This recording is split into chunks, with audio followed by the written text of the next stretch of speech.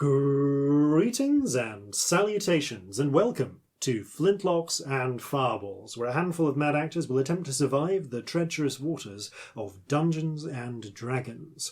I am your host and Dungeon Master Jason Phelps, and I am joined, as ever, by Robbie Bellekom, Sam Calax Burns, and Ellie Sparrow. Yay! All three of these are things you can get at IKEA.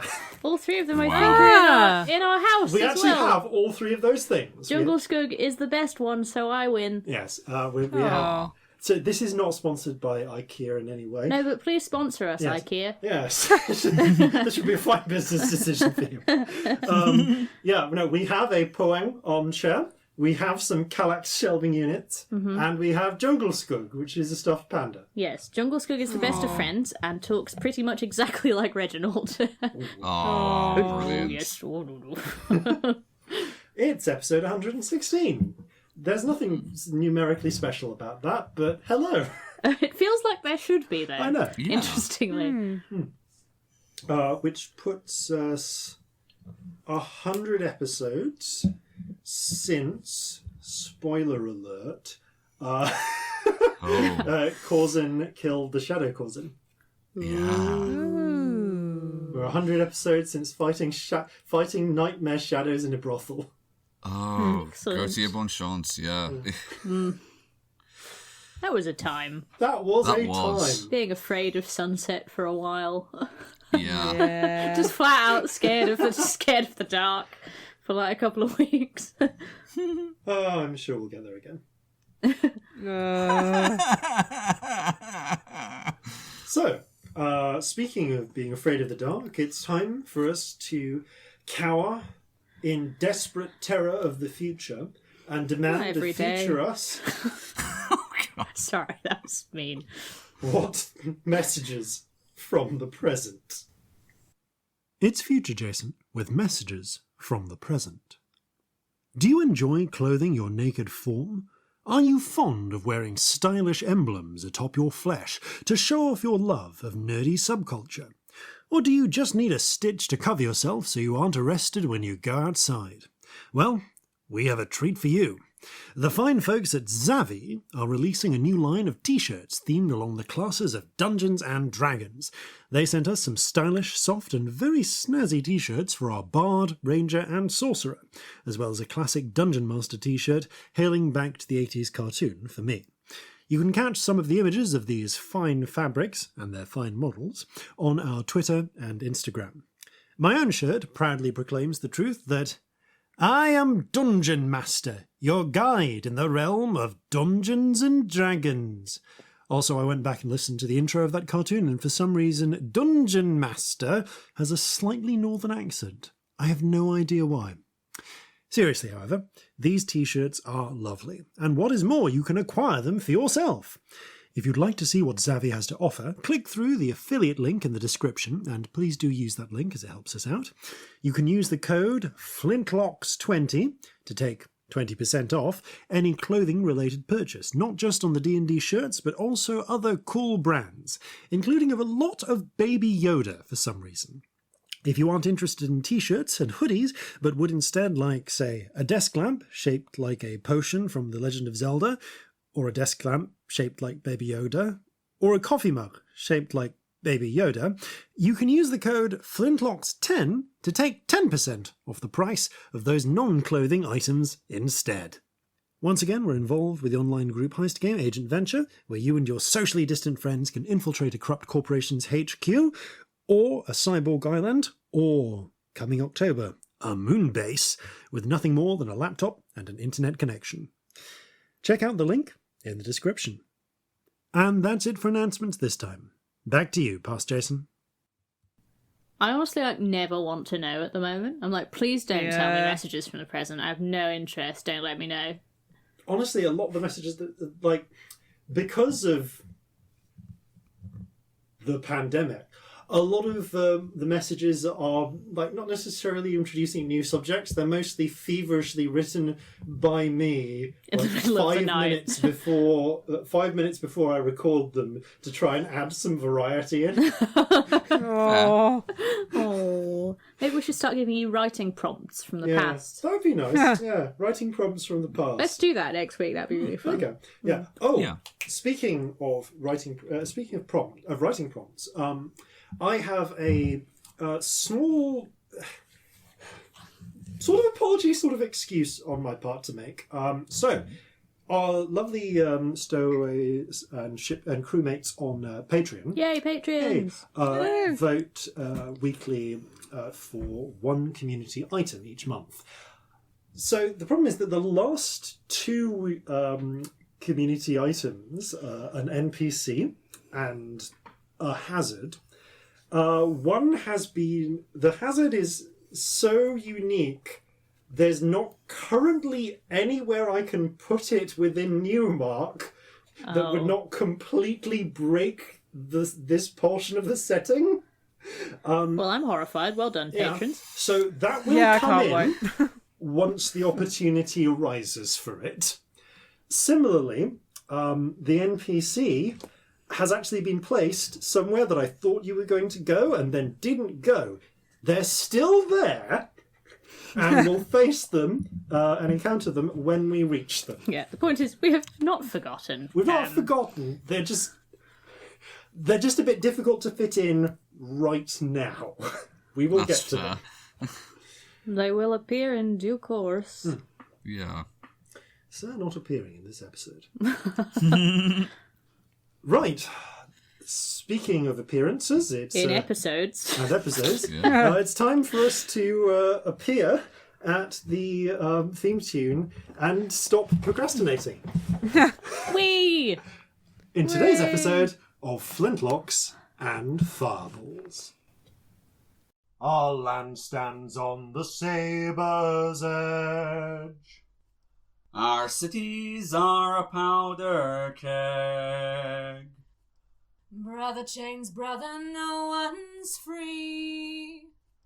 A life on land is short, you'll see. So gather your muskets, gather your spears, we'll plunder the shores of Calcinea. No kraken, storm or spell we fear, so come and sail with us, my dear. Previously, on Flintlocks and Fireballs, the party have had a hell of a night. Yep. Newmark is under siege. In order to gather alliance from the Sunset Girls, a crew of somewhat murderous master thieves and burglars, the party stole a corpse from a crypt underneath a cathedral, nearly died from a trap, faced a saint, went surprisingly well, then brought someone back from the dead. It was kind of intense. Having done that, just about as they were preparing to get to sleep, Celestia decided to stay up for a bit, do some drinking to compensate for the I mean, they stayed up with me because they're good friends. Yeah. just some fairly horrifying experiences. The party stayed up with her, Got smashed. which meant that they were awake when the raid started on the city, as some of the mage battalions working for the Orsyrian Redcoats made their move, including long-distance siege fireballs from the Evoker battalion, Bastards. conjured fire elementals in a densely packed city from the Summoner Brigade, from the Summoner Battery, I should say. Not battalion, that's much larger. And a fair bit of misdirection on the part of the Illusionist battery as well. I hate them the most of all. Indeed. Yeah. Boo! The party were able to make something of a difference. They were able to prevent the attack on the Trigger, one of the ships, a merchantman currently serving as the naval defense, part of the naval defense for Newmark. However, they were unable to stop sections of the East Pier and surrounding buildings from being burned down. And they were not there when the other group attacked the battery, the smaller coastal fort protecting Hickory Island. As a result, there have been a number of casualties and a number of losses. I'm actually going to slightly retcon where we wound up at the very end of last episode and bring you in before you can take a long rest. Okay.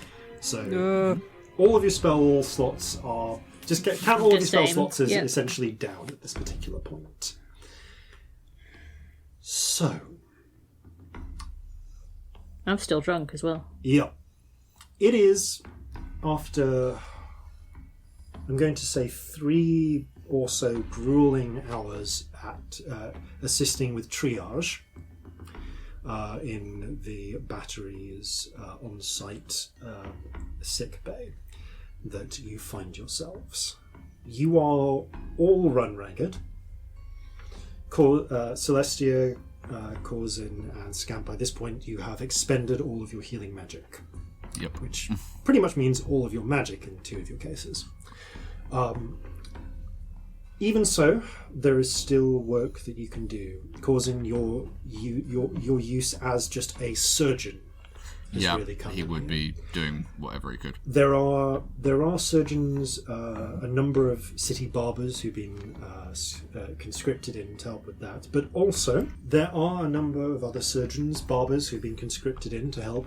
But there are also the ministrations of both clerics and lay priests of 2 of the colonial churches. The Church of St. Fury, in their brightly coloured, often quite nice clothing, and the Church of St. Purity, which is who favour much more sombre ensembles. Mm-hmm. They are also providing healing magic where they can, and in some cases you witness, frankly, some things that you can't do. There's there's a fairly intense point, Corzin and Celestia, where Celestia, you're essentially fetching water and things where prompted I to. tank all my healing magic. Yeah. I've got 8 spells. Oh, So yeah, I point and click. Yeah. I'm still drunk. I'm still drinking. Yeah. I just Once do you're what I'm out of told to spells, it's essentially just mundane legwork. Corzin, you're busy just trying to keep people on the brink of death alive for 10 minutes, because you see at the end of these 10 minutes one of the Purity clerics, a half-orcish woman with a sort of her spirit is almost like a really long a really long weasel, but kind of like blue and translucent, like it's made of water. Sort of does a little circle around, and at the point of completion seems to scatter for a moment into drops that only you and Celestia can see, cover everyone like in a tight radius around her, and several otherwise mortal wounds start to heal up. It's essentially it seems to be a way of just providing healing on a scaled up level. Nice. Yeah, magical healing can take you from the brink of death long enough for mundane healing to kick in. However, towards the end of this 3 hours, around 8 o'clock in the morning on the 12th of falling leaves, there is still a light rain outside. You are tapped on the shoulder, Corzin, by Captain Appleblossom. Captain, there's you've got one of those council meetings happening. Thought you might want to get yourselves in. It never rains but it pours. All right, are you going to be with us? I'll be around as best I can. Yes, just to keep an ear on things. And, Right, you are. provide a bit of a tactical update. Looks to Celestia and Scamp. Council meeting if you want to come. Yeah, fuck it, sure. I'm a council. What? You can get some sleep afterwards, alright? Come on. I think that would be I don't worth need it for all of us. sleep. What's a sleep for? Sleep is for the weak. Stumble up. She's just been looking pretty spaced out and kind of drinking heavily. Since she was done with healing magic, she's been drinking quite a lot. Yeah. I'm still at 2 levels of exhaustion. Oh shit, you are, aren't you? Bless Yeah. You stumble into the council chamber where a familiar array of people are waiting. Once again, there are 3 orcs you recognise. There is Governor Esther Stumpf, the orcish woman who's the orcish woman who is very concerned about her re-election. There is Jan House, the well-dressed cleric of St. Fury in reds and oranges.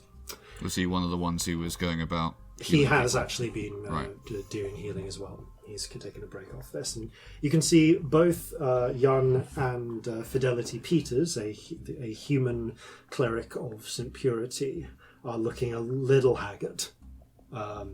Fidelity is just wearing it, whereas Jan is trying to kind of putting on a bit of a face of keeping a bit of a grin up. The other orc, you recognise, is the tall, broad-shouldered and bearded, with cutting off part of the beard, Torfast Scorch, who looks up and gives you a grin and a nod as you enter.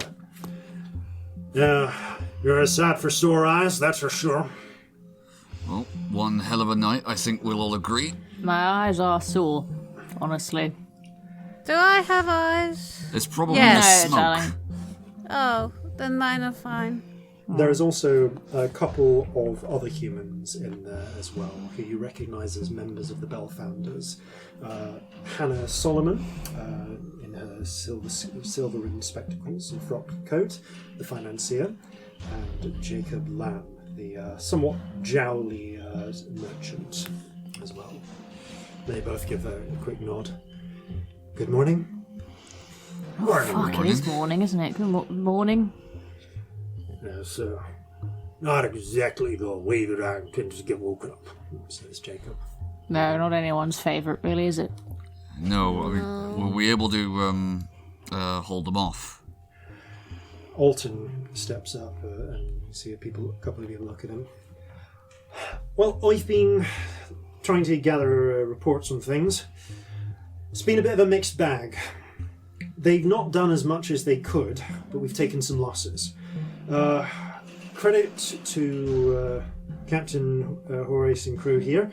They seems like you managed to intervene in time to stop the trigger getting taken care of. A little drunken salute. Yeah, We that need was a boats. close one, that. Boats are important. The Yes. Torfast nods.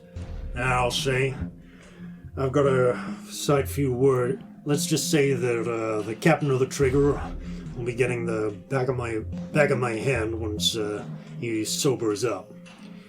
And Where the heck was he, anyway? stone cold drunk in a brothel. Oh, wow. That's really unfortunate timing. Yep. Had a competent first mate, but from what I understand, took into the temple when the fighting started. Oh dear. Shit. Glad you were able to get on board ship and provide a little leadership. How is the ship doing? Is it repairable? It looked pretty fucking bad. Largely superficial damage. Should be able Yeah, if to they can... fix it up. if Could have they- gotten a lot worse, though. You see a ship on fire and you kind of think that's probably it, you know? It can be, honestly, but thankfully I think we got to Some them of in time. it wasn't real fire, so it's fine. That is true. Bastarding illusionist. Pot kettle from me, but you know. That's something, says Hannah, that we've been led to expect. I have a little bit of information. Jacob, you've been... I understand you've got some words from people? Yes, I do. Takes some papers and shuffles through them for a moment. As far as I can tell, we've got no less than 5 batteries on the opposite side. Of course, there's the Necromancer battery attached to the 13th, the Reclamation Corps. They're unlikely to come out and join the fight directly, but as long as they're around, they have easily replenishable troops, as it were. We've also got 4 others we believe are here. The ones that you came toe-to-toe with last night would be the Fire Starters. They're a summoner battery. Aptly named. This is the whole fire elemental thing is apparently one of their classic tactics. They've been backed up by a couple of others. The Bear Paws are the ones with the siege fireballs and other artillery spells. They're specialists in it. They're throwing an awful lot of mages at this. This is, well... We are rather outmaged, aren't we? It's, the fact is, a lot of military units, particularly those, the continental types like Sul and so on, like to spread out their mages, attach one to a given battalion, a given unit, and have it provide support. The Osirian model prefers to instead of giving individual unit support, concentrate them together like artillery batteries. You've got a horrible magical soldier unit of death and doom. It's got some advantages, some disadvantages. But you can see when they specialize, we have these problems. Exactly. Now, the Bear Paws are a real problem because of range. They've got range about on par with cannons. Well, no. Cannons can outrange them. By our estimate, their range will max out a little over, somewhere between 1,000 to 1,500 feet. All right. That's a long old way. Not much more than a fifth of a... So what around we a need quarter to, of a mile. So what we need to counter them then is a spotter and the means to send coordinates. Exactly, and a mobile cannon battery would help as well. Also, how does that work? Do they have to all be close to each other to do that? He looks to the others, and at this point, who would speak up here? I think this would actually be Fidelity will speak up. I have heard from those who have served in the army that the Bear Paws do need to be within at least maybe 30 feet or so of each other. Gotta really link up their magic. It's a very specific sort of spell casting they do. Even if you took out a couple of them, though, that'd make a difference, wouldn't it? It would. Yeah, if they were all like 30 feet away from each other, you take out one and you've broken the chain. Yeah. It's also, I think, why they're constantly on the move. They cast, they move. They cast, they move. It's to counter anyone trying to return fire. Makes a lot of sense. But if you could get to, they can't move that far that quickly. If you could get to the bit that they were all going to be on and make, like, say, a massive illusion in the shape of a maze or something, you might actually fuck up their coordination. Yeah. Or confuse all of them. That was the other option I had. Got a spell that messes up people's heads a bit. Alton nods to that. Well, as I see it, in a strange way, they're capable of the most obvious destruction, but they're probably the weakest, because if you can pin them down, you can take them out. If you take out one, they're immediately weaker. Also, they've only got as many fireballs as they've all got the ability to cast a certain spell. But I've got to ask: Jacob, are the others? Are the other batteries? Do they all have to combine cast like that? No. The fire starters can do it individually. As I understand it, they'll deploy as a unit so that they can coordinate easily, but they don't have to be physically close to each other. So they could spread out and throw stuff.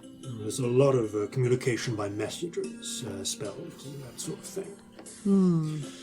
The worst. What did they go after? Like specifically, they went after our ships. They went after this this fortification, and they were trying to fight in the streets as well, weren't they? That's disguise our troops for theirs. That's actually another thing. We have. I'll get back to it, but we have taken some damage here. We have taken some damage here as well. This might be a silly question, but on the subject of the, it was the fire starters that we were talking about who communicates through message, wasn't it? Yeah. On the subject of the fire starters and them communicating through message, a really good counter to that could be having somebody 100 feet away from one of them, say the most important one, and just spamming messages at them every 6 seconds so that they couldn't hear the ones from their team. What about a sanctum? If you can find out where they are and just suddenly sanctum the area. That'd be pretty good, actually. One moment, this is going to be relevant. There's a frown. They look to... I can see several of them look over towards Fidelity, frowns. I did only learn to do that relatively recently, so I'm not sure how that works. I have to say... I'm not an expert in this sort of casting. We have a real dearth of arcane mages, wizards on our side. But I understand a sanctum usually takes about 10 minutes or so to cast. I can't do it, but I think so, yes. So, depends. But spamming messages... If they were... That's one thing. That would be ideal if it weren't for... the Masquerade. Yeah. That's the third one. The Masquerade are a group of illusionists, specialists, skill. They tend to operate very distributed. They don't stick together. They're, by and large, masters of disguise and infiltration.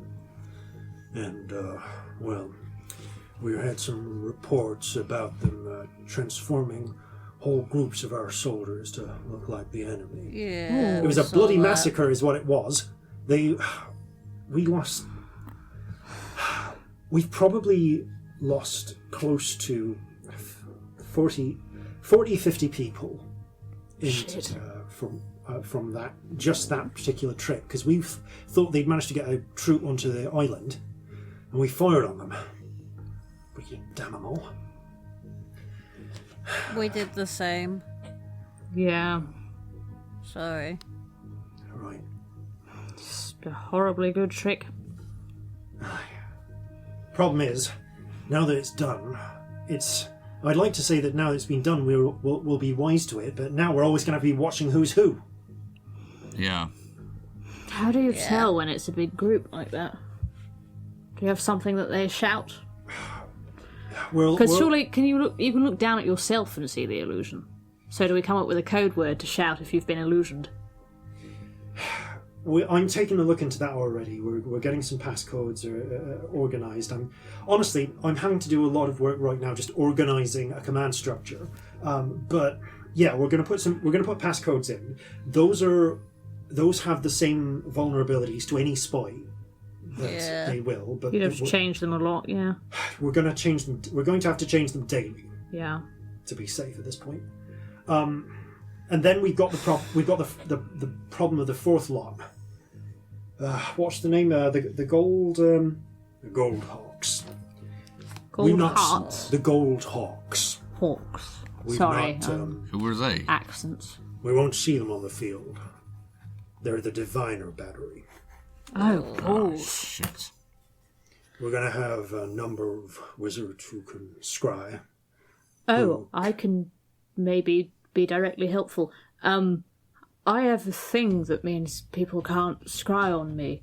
No, you're right. So if you want anything very, very, very secret to be passed on to somebody that you don't want anyone else saying out loud for fear of scrying, I can do that.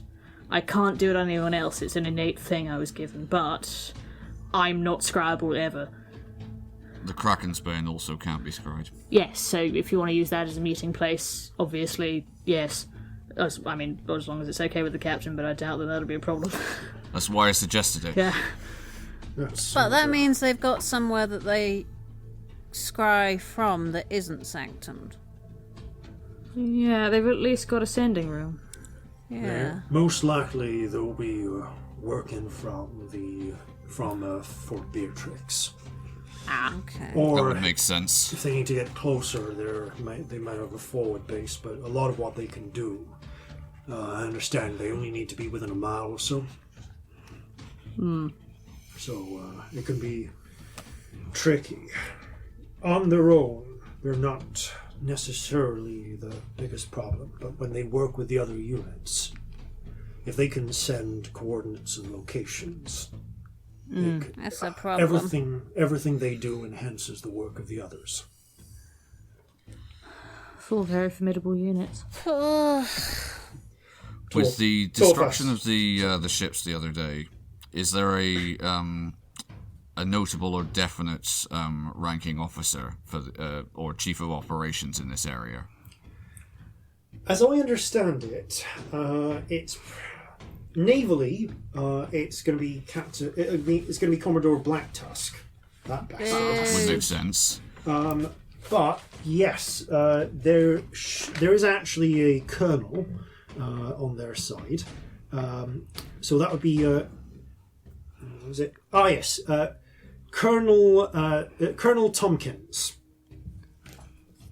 Tompkins. All right. Works in station. It would be the garrison commander at the fort. Sorry, do ignore me. I'm just laughing at my own inability to spell colonel. I don't want you to think Colonel. I'm like... No, Yeah, I it's know how to bizarre. spell colonel. I just couldn't physically write it for a second. Yeah. I wrote conal, if anyone is interested. I just did the abbreviation of it for that very reason. Dyslexia is not fun. Speaking of which, damage report wise, on our end, damage. Speaking of which, damage report wise, on our end, we've run into.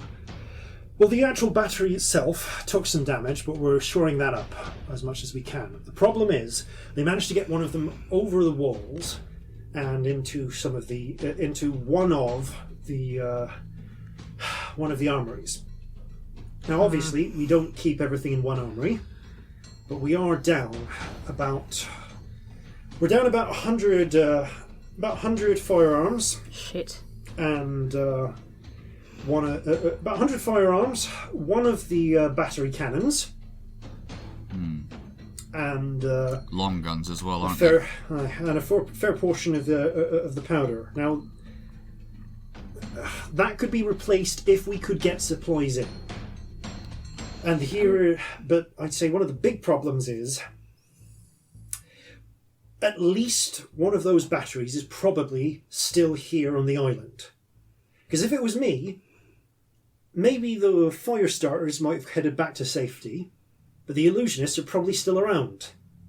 And we don't know where they are. Here's the thing, we don't have visuals for any of them. We don't know their faces. We don't know their names. Because, surprise, surprise, turns out both the Masquerade and the Goldhawks go by pseudonyms. Would make sense. And call signs specifically so you can't scry on them. So that's going to make it pretty bloomin' tricky. Now, If they can look like other people as well, they could be anyone. exactly. Now, I've tried to look at the situation. It takes out some paper, a map of the city as well as various notes and starts pointing between them. we've taken some hits on our fighting force, although fortunately we've been able to save a lot of lives thanks to the clerical support here, and we've taken losses to supplies. However, you were able to we were with your aid able to stop them making a significant dent into our navy. Now, we are still about even. We've had they've struck us a blow. You were saying that your mission has been a bit more successful. Have we got new assets? We do. We've got some thieves we've and got some really spies. good Saboteurs, infiltrators. yeah. Okay, good infiltrators. So Small group, but good at getting into places, good at stealing stuff, being unseen, all that. okay, saboteurs or intel. That's good. We, frankly, he looks to the others. I'd suggest using this group. What's her name? Sunset Girls. Right. These Sunset Girls in the same way that I'd suggest using the officers of the Kraken's Bane here. They are a strike force. We've got other places we can be trying to shore up our defences, and at this point I actually recommend for the most part that we do work on shoring up defences. It's only going to be a matter of time until they make a full-on assault. They're likely to make some probing attacks as well, like these ones, and they may try other dirty tricks. But they've got the disadvantage as long as they have to cross the river. Obviously, in the longer term, we need more troops. We need more people from abroad. I understand that that's something that Hannah's working on as well, and that's maybe something else you can help. We can work on. Also, the fact that they're going after you so aggressively suggests to me they don't have the resources, at least at the moment, for a long siege. No, but They're they will. trying to take you by force. That's So the we point. have to strike back before they have the opportunity to get those resources, because Exactly. otherwise this could go on for years. And but we've only got so long. We've got to tip the balance in our favour, because sooner or later they're going to get reinforcements in from the other forts.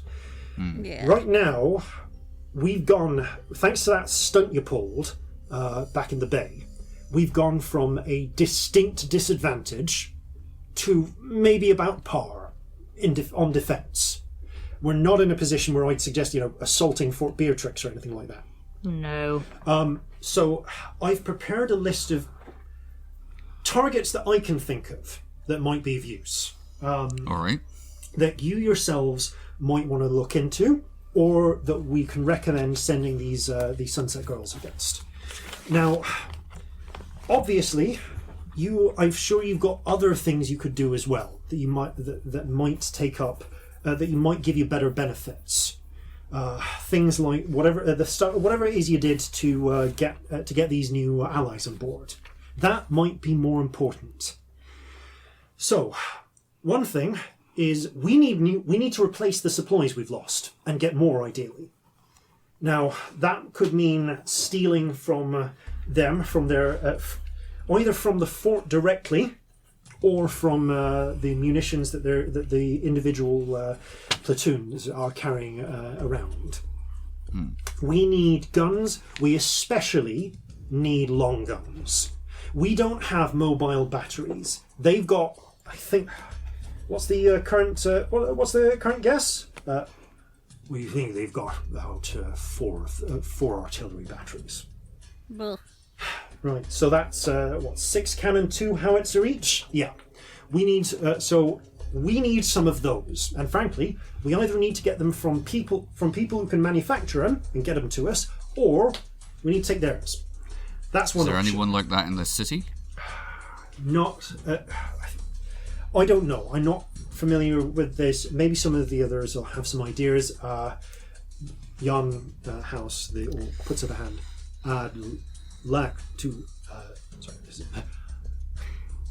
I'd like to talk to you about that after this meeting. There's something you might want to have a word with you in private about that I could. All right. Maybe might be worth you coming around for. All right. I understand you're got a bit of experience with negotiations and such. Yeah, we love a negotiation. Yeah, we're also experienced with smash and grabs, which I think is what we may have to resort to. Alton continues. Now, obviously, we've got some other options as well in terms of direct attacks for strike squads like yourself and the Sunset Girls. One option, and that comes down to taking down small vital units.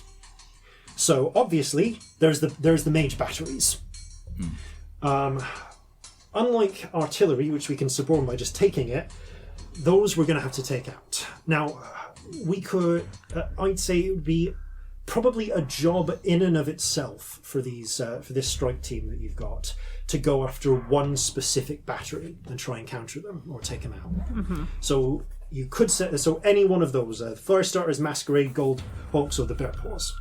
Or, and this would be more dangerous, as dangerous maybe, there's going for the Necromancy battery in the fort.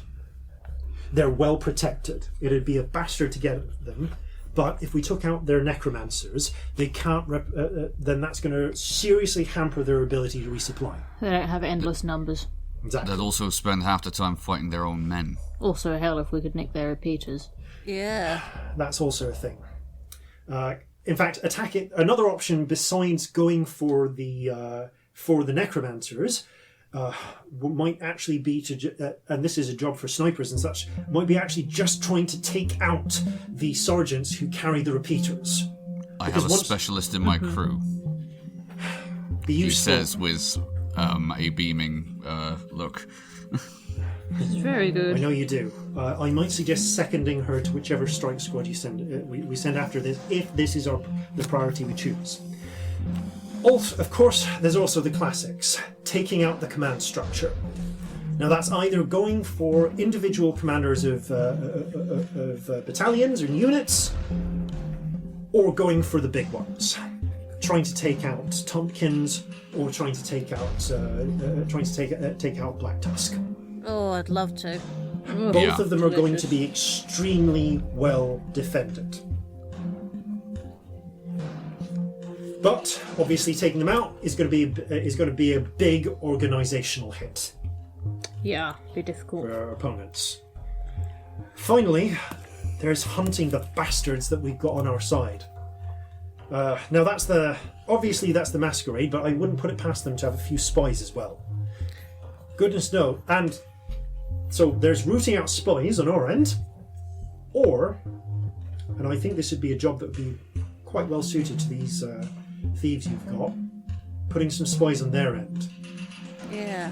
Getting our own infiltrators, people who can get amongst them and figure out what they're going to do next. I did have a thought, actually. We know that at least one person in the Sunset Girls can do Sanctum as a spell, so... You've got... Yeah. Wait. You've got a wizard? Yeah. Well, they must be able to do Sanctum, because they've been Sanctumed for fucking ages.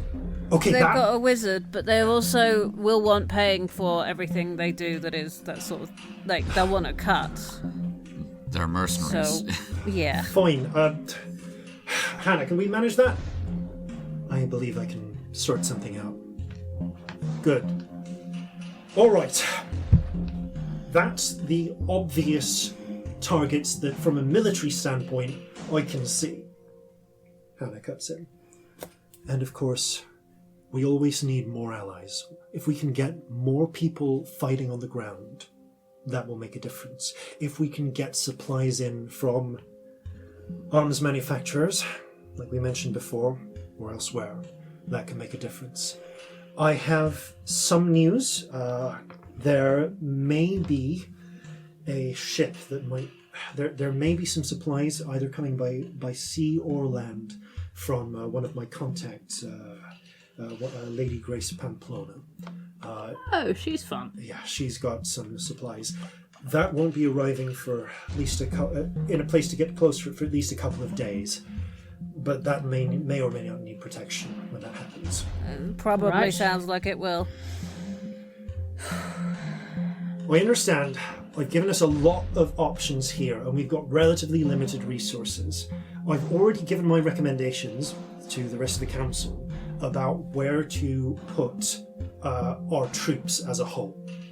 This comes down to yourselves and the Sunset Girls.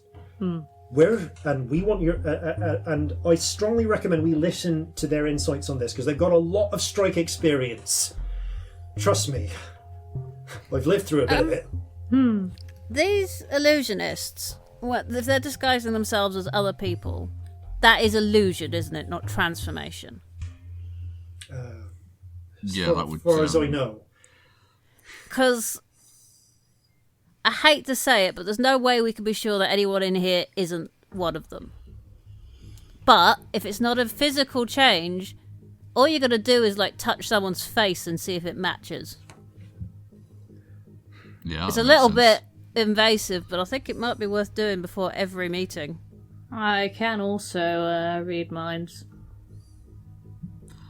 So if somebody's face didn't match, we could check. I want to look around and see if anyone twitched at that. Roll an insight check. Oh, I'm drunk. How does that affect things? Disadvantage? Wisdom's its disadvantage. Oh yeah, no, definitely not. Like 6. Either there's no imposters here or they're good, as far as you can tell. It's really hard to read. There is a nod to that. Right. Speaking of which, today our personal password, as far as each of us here is concerned, is check some notes. Takes a die from a pocket, rolls it. Rutabaga. What does that mean? I think it's a type of vegetable. Huh. Anyway, that's the call is rutabaga, and response rolls again is donkey. I've got to pick some better passwords. You've got root vegetables and donkey. Right. I'm glad that we're all grasping the gravity of the situation. It's been a long night. Anyway, Yeah, you have no idea. I'll try and get some better codes up by the morning, but I'm just trying to randomly roll them, roll these as far as I can. Yeah, as I can that's go. sensible. No, it makes a lot of sense. The stupider the better, really. Yeah. So next time we have a meeting, that's our codes for checking in with each other. All right, got it. All right. Next time we have a meeting, we should do some face touching. We could do some face touching now. We should do it now before we leave. Let me touch There's- all your faces. There's a look of kind of extreme discomfort from the purity sister, but she I'll touch your face chastely, I promise. like tap her face with a little grimace. I feel like me and Scamp do the face touching because Yep. it's funny. Do we feel anything weird on the faces? Not as far as you can tell. Alton snaps his fingers. Right, gonna need you to kneel down because we've got to check you as well. Oh yeah, Yep. touch my face. Go on. I love face Mine touching. is super distinct. You touch You yours as know well, it. Alton. Oh, it's a nice face. Lovely. Yeah, thanks. Right, yeah, don't squeeze my nose. Okay. So, as I said, what we need to decide right now is where our two strike teams are best used. I'd say start. Quicker question: where do we want to put the Sunset Girls? I think we need people on the inside I think we urgently. And if they can double up that mission of leaving a spy with, like stealing something, that might be worth doing. That'd be pretty I've got- ideal. I've got a way that people can carry things that are heavy easier, like carry bulk. So they might be able to get quite a few guns out. Yeah, if we give them that, that could be a really good idea. Other than that, on your list, this is an opinion and a thought, so I don't know how everyone else feels, but the one that is calling to me as would be really good if we could take it out is the battery of reclamation corps. If we Yeah, could I take out agree. their wizards and nick some repeaters, that would take a load of replaceable numbers off them and potentially give us a load of replaceable numbers, Only which if would we've solve a got- lot of problems. Do we have any necromancers though? We've got one, but we'd need to guarantee... Okay, actually, I think they've got more than one, haven't they? Am I going mad? They've got one. I can't remember. Jason's just held up a finger. They've got one. Still, if we've got... Again, we've got two... Okay, that's 2 wizards that we can use. You can only use him if you're willing to give Azra and Co their property, but that's complicated. Jan nods. We'll talk about that in a little bit. Right. Well, either way then, those are good points. So, as far as so with this, so you were saying with the Sunset Girls, either spies stealing equipment, preferably both if they can. Yeah, if they can get in and leave a spy and take some equipment out. Walk out with the rest of them with some stuff. That would be ideal. Okay, so espionage with... So infiltrate, steal targets of opportunity. Well, guns are what you're missing now, aren't you? That's what you lost. So see supplies of opportunity. And powder. Fine. Just so you're aware, as the old halfling saying goes, sometimes if you try and do 2 things well, you do 2 things you do 2 things okay instead of 1 thing well. Yeah, that's a point. I'm gonna suggest maybe spies.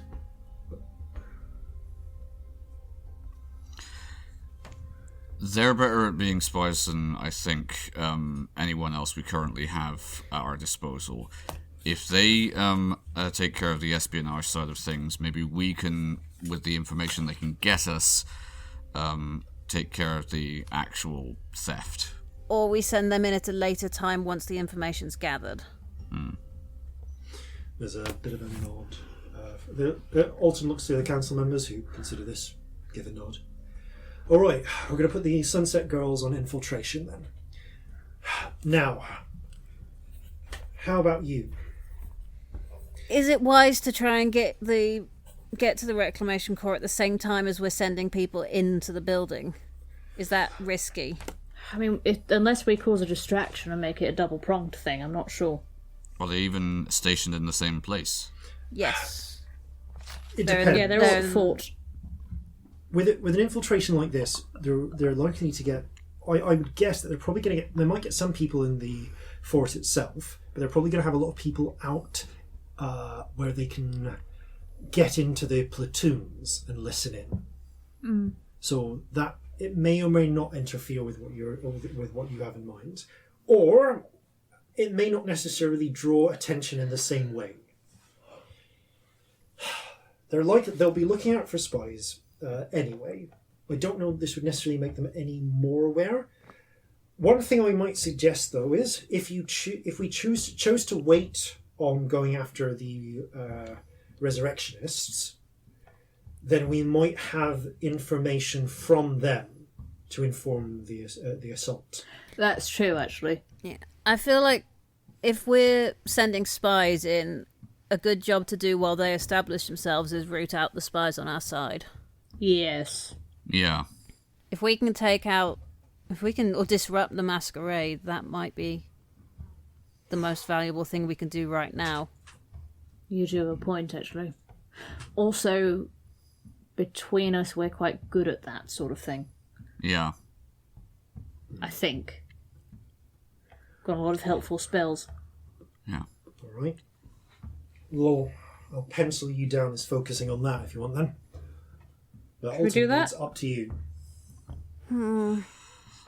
I think between that and taking out the bear paws, that's the most immediate. The bear thing we paws can do a lot of damage just generally, but the masquerade will get information out of us. They will turn us against each other. I feel they can do more damage in the long term. Also, without them in that battle, things might have been very different. Honestly. Without those illusions, we might have had a different time. Yeah, I think I agree with you. The masquerade are a good place to start. All right. They feel like the most dangerous. Okay. Maybe it's because they're the most like us that worries me. Honestly, it does freak me the fuck out that somebody can do what we can do. Well, that's disconcerting insight into your lives. Says a lot about us that I don't yes. maybe want to think about. No, we're all extremely disconcerting. It's not new. And a little bit on the arrogant side. Probably. Someone else doing what we do should not be this scary, but it really is. It is. Young puts a hand up. We've got a rotation of clerics here in the fort that can do some sendings and responses and such as needed. Great. That's good. I think you all already know this, but I can do sending as well if you're ever dying. I've informed them of that. We need our information together. I assumed you would have done, but just in case. Okay, that's your plan. Obviously, if you find a better target of opportunity and go ahead with that, just keep us informed, all right? Will do. Okay. Will do. Okay.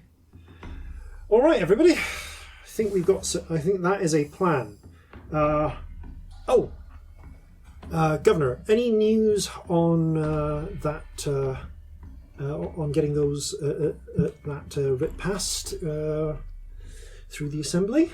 Governor frowns.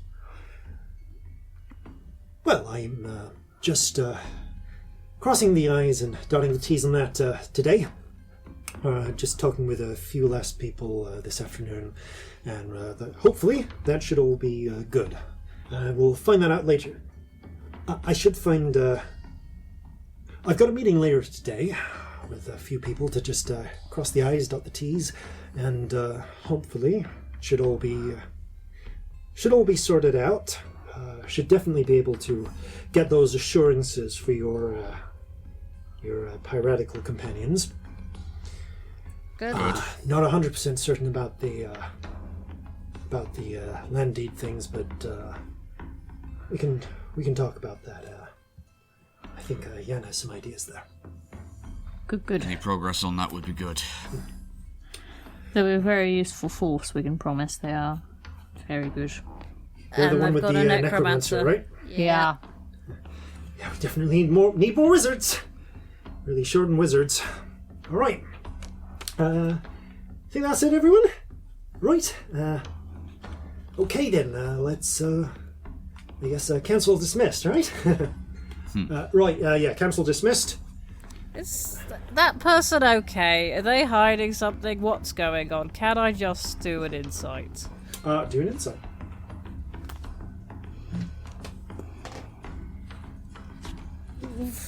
15?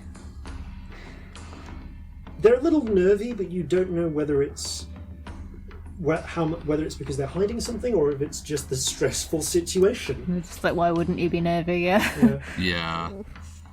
They may just be reacting in a natural way to a stressful time. I don't trust it. Okay. Which one was that you didn't trust? That's the governor. Governor Yan. Governor Esther. Jan is the priest. Sorry. I know you get them mixed up. Okay. As the rest of the council kind of breaks up and goes to their various tasks, Jan pulls you to one side. First of all, I might suggest getting some sleep. But What's a sleep for? It was on the agenda, but... What is a sleep? Yeah.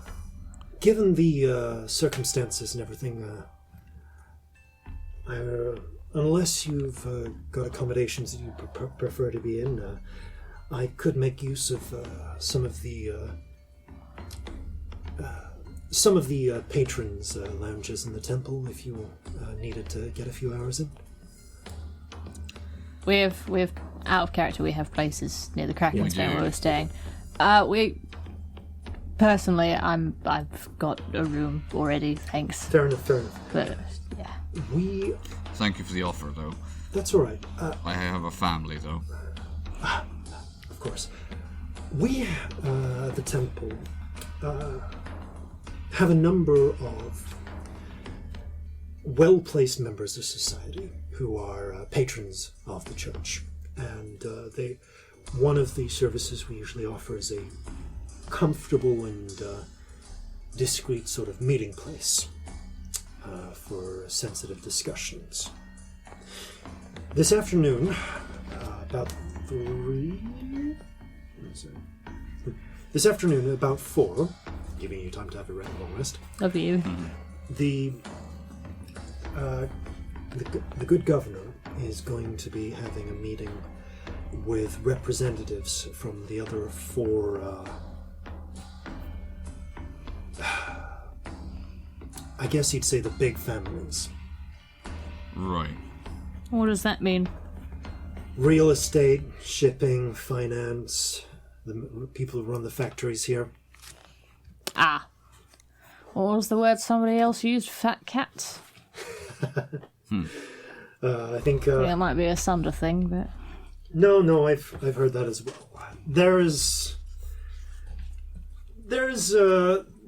certainly some colorful types. And there's definitely places in our doctrine where I think some people will cleave a little closer to some of the tenets than others, but we try to keep them on the productive path, you know?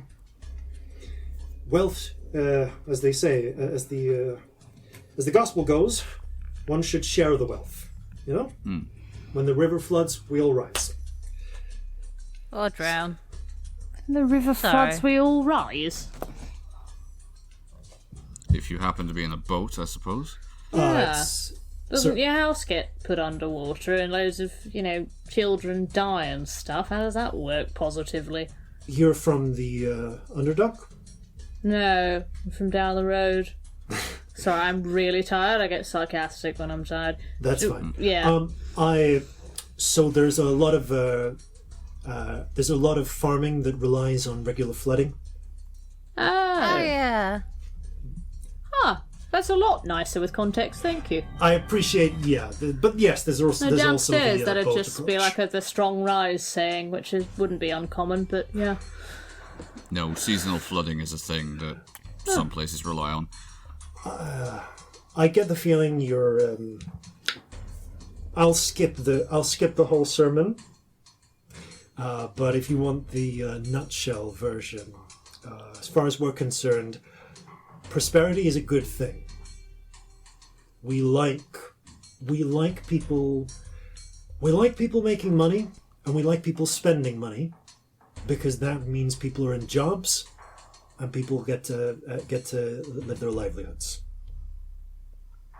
So, with regards to the current situation, how... Not good for business. It's not good for business, no. No. But, as I said, we do often... Unless you happen to be selling guns. Well, there is that. Unfortunately, arms manufacturing is not one of the foremost elements of Newmark's industry. So we have a couple of artisan gunsmiths, but largely we are imported from elsewhere. We're not really near any steel. So that's kind of an issue. But yeah, importing certainly is something we'd be looking into. Now, because those big five families are meeting, I wanted to maybe offer a casual invite. See, I can get you in as some guests, given the recent, I want to say, prestige of your actions. Oh, do we have prestige now? How exciting. Look at That's us. one word for it, I suppose. Let's just say as far as anyone's concerned, I'm trying to butter you up, recruit you in as patrons, and giving you a taste of the luxury. Although, if you do ever want to become patrons, we do offer some excellent services. So basically we're there as a business, a shipping business that you're trying to recruit. Or you're as yourselves, which, given how much you stand out, you're there... Probably easier. You're there because you are heroes of the hour. You did, just after all, save one of those ships. True. Last night. That is true. We we like to have heroes in the books. Hey, if that's plausible, let's go with that. Having you in as guests means you'll be able to get some words in. Gonna be blunt, and this is true with any group with any congregation. Some of these folks are more virtuous than others. Some of them are frankly nicer than others. They can be used to getting their own way. I tend to deal with a soft touch, but I'm keeping you warned ahead of time. Now, I know you've got some arrangements in mind with the land and such. Yes. Now, the abolitionism is going to be a soft sell. None of them, well, 4 out of the 5 of them have no interests in slave-based industries. And the Vandasars recently lost that wing of the family. Good. Yeah. So that's not likely to... So as far as they're concerned, that's a small concession. They'll probably try and ask for something anyway. But this... Trying to get them to give up land... Hard. Tricky. There are wheels that need to be greased. Now, they're going to want something for any concession you ask of them. Mm-hmm. There are things that maybe you could do for them directly, or there are things that they can ask of the city, and perhaps by extension, whatever becomes of this colonial arrangement. I know that Hannah and Jacob are big on the idea of autonomy or even full independence. I'm not opposed to it. But they're going to be looking at this from the standpoint of getting in on the ground floor. Concessions Understood. like that...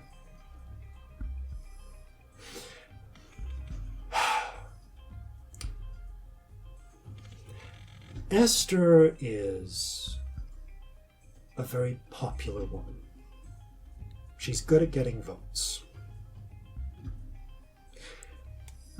But I would not necessarily describe her as the most far-sighted person. She will give up concessions in the future for benefits in the now. Without thinking about what it actually means, potentially. Here and now, some of those concessions aren't going to make a big difference. They're things for the future. And they're likely to ask for, any of them would appreciate a tax break. Especially those that work more in finance, those that have a lot of focus on real estate. Now, that doesn't cost us anything now. But this war ain't going to be won in one battle. Mm-hmm. And if they get holidays now, let me put it this way. These 5 families represent at least 60% of the wealth of this state, of this colony. Wow. That shouldn't be allowed. Some of them have wealth influence that extends outwards as well. They have a lot of sway. So financial concessions like reducing tax means that down the road we're not gonna have as much money, and we'll need to get it from elsewhere. Mm-hmm. And let me tell you, the church's dogma, as far as we're concerned, is we like low taxes. But that doesn't mean we like no taxes. minimal intervention by the state where we can manage it. But you know what? A war is a time for intervention by the state. A war is a time for everybody to talk to each other and work together, where they wouldn't necessarily normally. Yeah.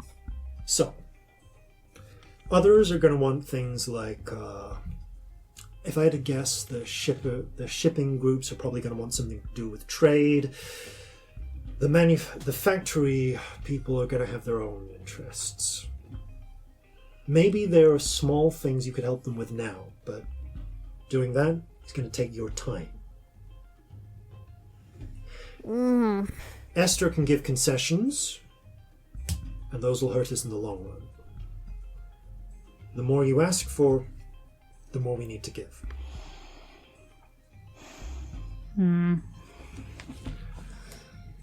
So it's a delicate balancing act, then. Always is. Done this sort of shit before. We can probably help. Yeah. Please don't take offense, but I've been asking around. I keep up to date with the overseas papers, and there was one particular occasion where a young tiefling faced up to the entire National Assembly. Yeah, they did. I'm not just bringing you here because you're heroes of the hour.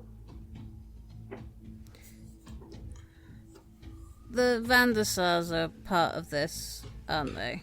Yeah, so there are 5 big families. The Stumps, the Boothroyds, the Vandersars, the Cardigans, and the Morays. Cardigans? Yeah, they're elsewhere they do a lot in steel, but here it's mostly garment manufacturing. Theoretically, very theoretically, what would their attitude towards blackmail be? Say one of the bigger families there done a murder. What? Yeah, how would that go down in theory? Knowing them and their attitudes, how would they respond to? There's a brief pause. You've kind of been taken to one side, but at this point, Jan is just full on taking you to a side room. Oh, that's fair. Closes the door. Normally for this discussion I would take us to the temple because sanctums, but gestures around. We should be safe here. Takes a hip flask out of his pocket. Drink? Yes, always. No, thank you. Thank you. You have no idea how tired I am. That would be such a bad idea. What is it in this flask? Taking a sniff of it. It appears to be... Oh, maybe bourbon, maybe bourbon. You don't know which family produced Yeah, it. Celestia is already a little tiddly and doesn't think and just has some. As it burns down your throat. No, that one's the bourbon. Still learning the difference between those two. More of a sweeter taste to it. A little bit less smoky. Yeah, takes this flashback, takes a sip himself, puts it away. I'm not saying that it's something we've never had experience with. Tread carefully with blackmail, with these people. They will, by preference, put things under the rug. A horrible rich family that sweeps horrendous atrocities under the rug. Sounds Never heard familiar. that one before. Just be aware of it. Oh, and you should probably note the Stumps and the Morays own the papers in town. Oh, that is good to know. So It wasn't them we were thinking of blackmailing, so it's fine. just be aware of that. Yeah. They Something to be aware of if we do mention anything is who overhears it. Well, we have ways of mentioning that no one can overhear. Yeah. Well, one thing I'd say is have an ironclad way of releasing this information. Because the first instinct would be to put you into the straight into the Hound River. Yeah. Good luck. Yeah, they can try. We don't want them to try. As soon as they try, that's a problem. Yeah, it becomes a problem with all the other families, blah, blah, blah. Yeah, it's a mess. Boo. No, I get it. You're clearly some capable customers. Again, with the whole thing at the bay, that was new. But That was unfortunately a one-off of that scale. as you said, now you might be able to get a concession out of them, but they're likely to go to the other families for support in brushing you away. Even if they don't kill you, they may try and discredit you. Mm-hmm. Yeah. So, my advice would be to get a couple of the others on your side, even just a friendly sort of way, before you make your move on them. We're extremely nice. Yeah, this would be like a worst case scenario if we can't find another way. Buzzing to make friends with the Vandersars. Don't know about either of you. Oh yeah, I can't wait. Now, I've looked into the area you're talking about. As far as making friends with the Vandersars are concerned, they do actually own probably most of the estate in that area.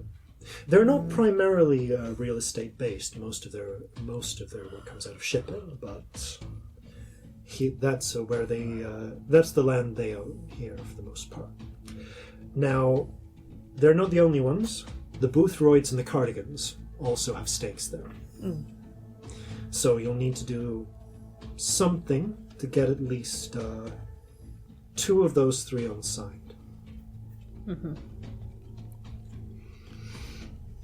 With that, maybe they could pressure the third into doing it. But they're going to want something.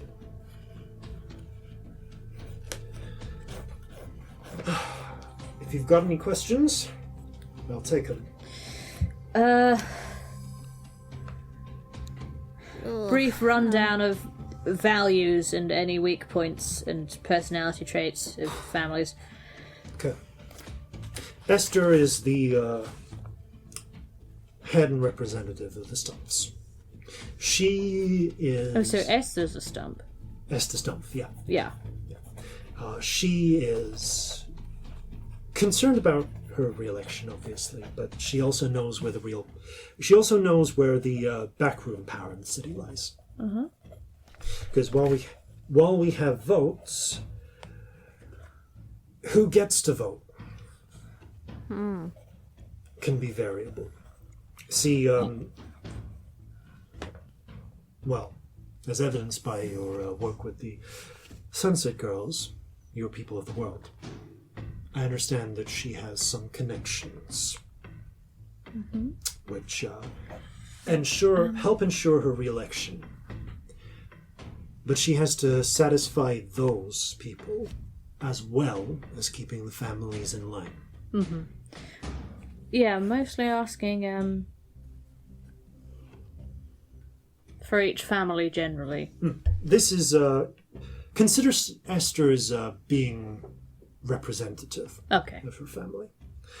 The Stumps, by and large, are the biggest real estate family. They mostly have a lot of interests in Bow, and they are very prestige focused. They care about image. Now, the Boothroyds, should mention, by the way, Stumps and the Boothroyds. Stumps are a big orc family. All 5 of these were from the initial waves of colonists who came here. Okay.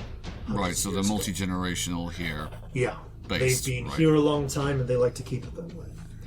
Now, the Boothroids are... they look out for... they're very concerned about the human interests, I suppose, to make sure that they don't get entirely sidelined by us orcs. But they are concerned... They're very profit-focused. Mm-hmm. It's not necessarily about having, it's about getting. I understand that they are having trouble with workers at their factories. They're one of the problem ones as far as spreading the wealth is concerned. Mm-hmm. And while I do try and guide them back onto the path, they've been known to use their own connections to try and get rid of labor disputes. Ah. Now, the Vandersars are interesting. They're patriots, not of the crown. They're actually one of the big supporters as far as colonial self-determination is concerned. Mm-hmm. They have... So they support independence? Oh yes, very much. So they are actually, to a degree, already inclined to support a lot of what we're doing. It's just, unfortunately, that the land issue is going to hurt them directly the most. They are status-focused in the same way as the Stumps, but they're very focused on, I want to say, loyalties. Very focused on kin. They believe in a real way that this land is theirs. Who gave them that idea? I've heard it. I've heard them compare it. I've heard them jokingly called fake nobility. Well, it's an attitude, isn't it? Oh, they've certainly tried to marry into some of the landed types from the old country. But there's a slight twist to his lip when he says this. As they say in the old country, money alone apparently doesn't buy you class. Better class of enemy sometimes. Can buy you a certain class of enemy, indeed. Now, the Cardigans are a family, big halfling family. They're very focused on. They're very focused on halflings pulling together, including halflings, as it were, outside of their immediate vicinity. They are. Okay, maybe you should talk to them, Corzin. They are the self-appointed leaders of the halfling community in Newmark. Right. Oh, that gets weird, doesn't it? Hey, we're 30% halflings. Actually, it's closer to 40 these days. No, that wasn't me sniffing at a halfling community, it was me sniffing at self-appointed leaders. Well, regardless... Nature abhors a vacuum. It's why, I'm sorry to be blunt, but it's why killing the lot of them isn't an option. Well, as far as that's concerned, they are interesting. They've definitely got their own connections, as it were. Mm-hmm. They do, and they do have some real estate around the Five Friars district. Now, They are actually pretty anti-Osirian for the most part. A lot of immigrants from Halfland. That'd do it. Finally, there's Moray. The Morays are... They're back. Sorry? Nothing. Carry on. This is beautiful. I enjoyed it. They don't have two mouths, do they? No. Financiers. They do shipping as well, but they are pretty heavily in with the bank. You. A lot of people, I don't know. I've always found Golden Crest and Guildenstern easy to work with, but they are Too easy. They're up to something. Ha! You want to know what they're up to? Taking over the fucking world? Taking over the finance industry, certainly. They make themselves easy to work with, but you have to tread carefully around them as far as investment is concerned. In the last 200 years, they have gone from being almost a no-name bank to a powerful bank to the bank. Yikes.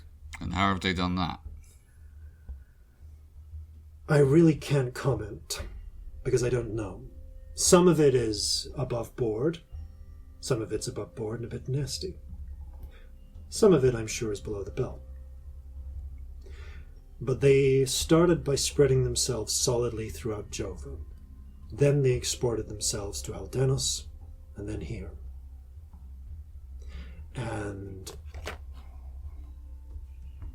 they're in a position now where they are so well spread that everyone uses their promissory notes. Have you ever wondered why the Sulian crown has the same denomination and value as the Osirian pound, as the Wendish mark? It's the Underdark. I Golden. kind of just assumed it was... Why wouldn't they be? So it made trade easier. Exactly. And 300 years ago, they were all done differently until the bank standardized them. Right. Ooh, that's a little scary. That's a lot of power. Those two dwarves, in a sense, embody a lot of the tenets of the faith. They encourage industry. They really do. But they also don't leave a lot of room for competition in their own sphere. Don't get me Bad wrong. for business, isn't it? There's a lot of people who... There's a lot of families out there who wouldn't have jobs, wouldn't have businesses, if the bank didn't give them a start. But we believe that competition is healthy. So, needless to say, 200 the years, Morays... that's not even a lifetime for a dwarf, is it? That's nothing. Oh yeah, it's still the same too. It's- Golden Crest and Guildenstern. That's... makes me worry about the next generation, and that's not good. In any case, they are very focused around that rivalry. It's not an overt one, but they have beef with the bank. Anyway, that's it as far as those 5 families are concerned. Now I suggest you get yourself some rest, and maybe join me at the temple for some drinks, some victuals, and some politics. All right. See you there. Thank you. Right. And with that, you make your way out and head on. And as you take a rest, we're going to take a rest as well.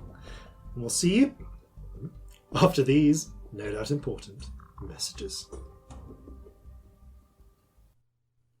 Here at Golden Krantz and Guildenstern, we offer the best in contemporary financial services. Whether it's loans, savings, investments, liking, rating and sharing to Flintlocks and Fireballs, or supporting their Patreon, where a number of our more premium customers will be able to enjoy a range of additional content, community polls, and more. Golden Krantz and Guildenstern, as good as gold.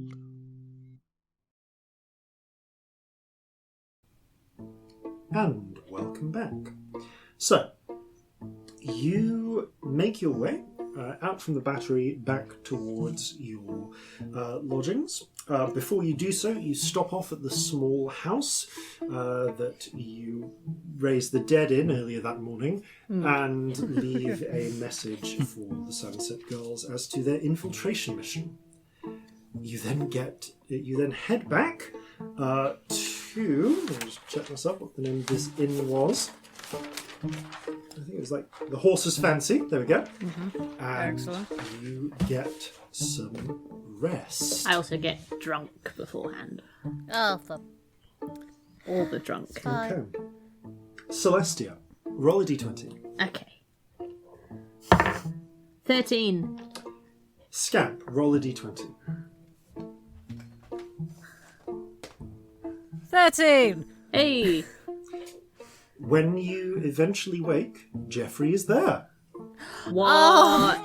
Jeffrey, where have you been? Jeffrey is covered in just charcoal and soot. You suddenly realise you haven't actually seen Jeffrey since the firefight earlier in the day. Oh no, Jeffrey. Has he been having adventures on his own? Oh, what could be fun though? I'm gonna put loads of paper on the floor. Now, Jeffrey, you just splat down on it. We'll make a picture of you. Jeffrey, don't come near my bag when It's you're like a this. small puff of charcoal. Ah. Okay, that kind of looks amazing, honestly. It looks like an impacted monkey. I love it. So, I'll buy it off you and put it on the wall of my cabin. I will give it to you for 4 copper. Excellent. There you go. I'll give you 4 copper. you... We shall put that aside for college, Jeffrey. Yes. Between the beaded curtain and the monkey splat painting, my cabin's getting very exciting these days. Jeffrey There's a now reason has why a I just college captain fund. ships. I'm looking forward to that bonus content. Jeffrey's trip to college. Yes. We've definitely... We shall wear ties. I think by the time this comes out, Jeffrey and Scamp's business plan will have been recorded. Oh. What is that? I haven't shown you that yet. Oh my god. Don't tell me fun. anything. Let me just Yeah. listen to it when it happens. I'm very excited. So, is it just a quick check? Is there anything you want to do before you head off to the Church of St. Fury? Other than put my monkey splat painting on the wall in the current room that I'm in, no. You do so. I've lost Don't track think of how so. many levels of exhaustion I've got. I think I might be down You to had 1. 2. You're down to 1. You will have a long rest. So you would be down to 1. It's also worth noting, if not, I don't think we should deal with this right now, but it's just worth remembering in the back of our little D&D player heads that I have 1 past and 1 future tally. So that's just... Oh, I haven't forgotten, don't worry. Yeah, it's just worth noting for the next time we have some downtime. Yeah, you might want to consider that later today. So, you make your way out, and it's been a little while since we've had one of these. You hear someone calling out, "Blazing beasts besiege city!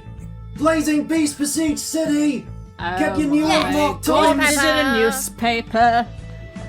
Hello, are you selling newspapers? Yeah, damn right. No, I'm actually selling flowers. You can see for all the flowers I have instead of the stack of newspapers. I'd like a bunch of daffodils. All right. You Picks up smart fuck. Picks up one of the newspapers. That'll be a copper. Thank Here you. you go. I give him a silver. Thank you very much.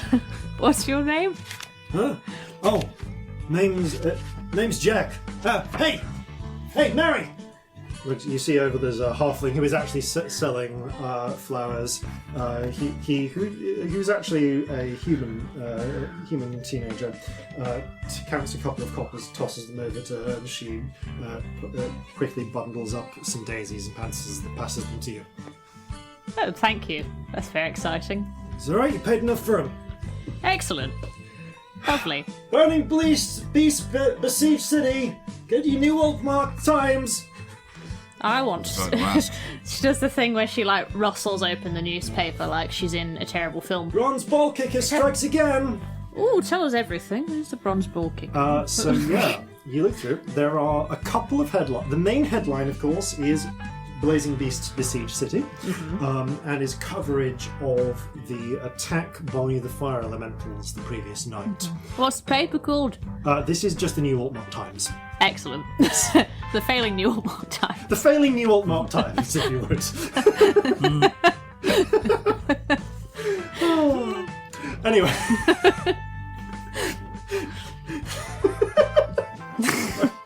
I broke the DM. Oh, no. So yeah, you examine the failing New Altmark Times. Yeah, the main piece is covers the attacks by the creatures. It glosses over the illusions beyond a couple of sentences mentioning reports of possible troops that had snuck over the river that were dealt with. And is largely framed as a propaganda piece, emphasising the fighting off of the creatures. But there is an artist's sketch of the dockside in flames and the various creatures as well. The second piece, Bronze Ball Kicker Strikes Again, talks about a dual burglary that happened the previous night.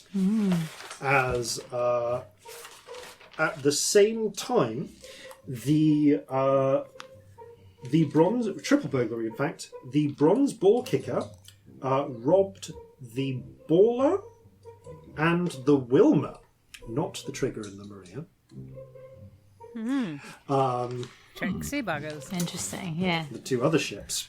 I don't blame them. Yeah, fair. And also broke into St. Stitchfather's Cathedral, stealing a body and raiding and apparently raiding the cathedral vault. As a consequence, the bounty issued by the Vandasar family has risen to 1,000 Osirian pounds. God. And a sketch has been included, which is not entirely unlike Corzin. Oh. We have a problem. I told you that natural one would come back for you. We have a really big problem. Blast. Does it like have a tricorn and everything? Were you wearing it during the attack? No, it's got the helmet. It's got the helmet, but in other features it does resemble Corzin. It's got the distinctive waistcoat, like the proportions are about right, but it's still got that bronzish helmet. Maybe you shouldn't wear that waistcoat for a few days. I'll switch to the one that Fighty made for me. That's a good shout. It's almost identical, but nicer. That's the same waistcoat, my love. Is it impossible for you to look different? Well, hang on. I suppose. Okay, genuine question here, Jason, because it has been a while. Do we still have the clothes that Corzin was given in Vondion to go and see the Duchess? Probably. There's no reason we wouldn't. Yeah, probably stashed in your stateroom, so you can go and get those. And you okay. do. They are fancy as fuck for the for what we're doing, but they are at least different and distinct. And he doesn't have the hat with that. He'll have to. Suddenly, I have to plait my hair with this. Give it. Fuck it. You can't do your own hair. Give me your hair. She Don't give her your hair. She does like a little French braid / warrior tail. Thank you. Little Guybrush Threepwood. I'm sorry, it'll look ridiculous if you do it. No offence. It is very much a Guybrush Threepwood one, and if any of you get that reference, you're my favourite. Oh. Anyway, I've had the LeChuck theme in my head recently. So, Brilliant. you, paging through, there are, I'll say you page through while Corzin is getting dressed. Hang on a minute. No. This bears closer examination. Do they seriously think that all three of these robberies were perpetrated by the same person? There wasn't time. Also, is being attributed to the bronze ball kicker is the painting of the church, of the Purity Church, Midnight Blue. Well, that's fair. Oh, and you also have a word from the from the docs who say that due to the depletion of half of the paint, it's going. There's either going to be a delay unless you want to pay an extra 100 gold crowns for expedited paint delivery. All right, crazy idea here. If they've still got some of the paint left, could we pick a second colour and have it in stripes? That sounds amazing. Sure. What's your second colour? Super distinctive. I Super love distinctive. I want it. it. This will be fine. Yes. Purple, Well, hang on, maybe? Or pink. Both good colours. I mean, that's What very colour will it loud. be for? Very loud. Well, we were going to go for Midnight Blue. If we have like maybe a complementary colour, like a dark green or a Silver. grey or something. The as you're discussing this with the doc with the shipwrights there. Oh. Yeah, we've got dark greens, we got dark browns, and we got some silver paint as well. Come on, midnight blue and silver. It'll look amazing. That one's a bit more pricey. It'll set you back another 50. It still set you back another 50 gold. Oh, I've got 50 gold. Yeah, whatever. All right, silver and midnight blue it is. I can't believe you actually agreed to that. This is the best day ever. Okay, I'm going to pay that actually out of my own coffer. So. Various delays notwithstanding, Ship is so conspicuous. you do make your way on. I love us. What is wrong with us? Everything. The rest of the article. What's a double bluff? Nobody who looked at that would think we were trying to be inconspicuous, now would they? And they'd be right. I feel like now you're starting to think more like me, Corzin. That does not sound promising. Nobody's going to think we're capable of anything because our ship looks so fucking ridiculous. Well, I think actually that the more important thing here is it does not look at all like it did before. True. Very true. And when we have to paint it again because it's really distinctive, people will be looking for a different ship. They'll remember what it looked like. They will. It's very Grand Theft Auto. For a fact. I'm very, very up for It Grand is Theft so Auto. Grand Theft Auto, this. So this happens while you are getting stuff from the stateroom, so they talk to you, so it doesn't take too much additional time. While Corzin is getting changed, you skim through the rest of the newspaper. Most of it is local interest articles. There is stuff towards the back, actually. One article that catches your eye. It's an essay called "On the Plight of Chains" by Tammy Cowper, and it's actually an abolitionist essay kind of writing about the evils of slavery, condemning the various colonial governments for allowing it to continue. It's impassioned, but you get the feeling from the way it's been pushed to the back that it's not that either this is not something the newspaper itself is terribly interested in, or if it's something that gets printed a lot. And they tend to just put it to the back in preference of more immediately exciting articles. So, you make your way over to the Church of St. Fury. The church is pretty swanky. That's why we've got swanky music. The slightly Sabbath-ish feel. Swanky. Stabbed it. Stab it! Stabby? Stab it! It's not here. A lot of clean. The interior has a lot of clean lines and fairly modernish feeling architecture to it. There is there's a very impressive looking organ at one end. It's got a strangely jazzy sort of feel to it. And of course, at the forefront of it, there is a painted image of St. Fury, depicted in this case as a red-headed half-orc woman holding a musket with a saber at her hip, standing at the charge. Standing and kind of pointing forwards while various people are practicing trades behind her, but like also moving forwards. It's sort of a very stylized image, almost of kind of wagons full of settlers. And there's lots of people like cutting wood and so on in the painting behind. The church is not very frequented at the moment. There are a few people in the corners at the small, many little altars that tend to come around the edges. There are various little spirits floating around, just burning offerings. But you do see Jan House, the cleric of St. Fury, wave to you as you come in. Good to see you.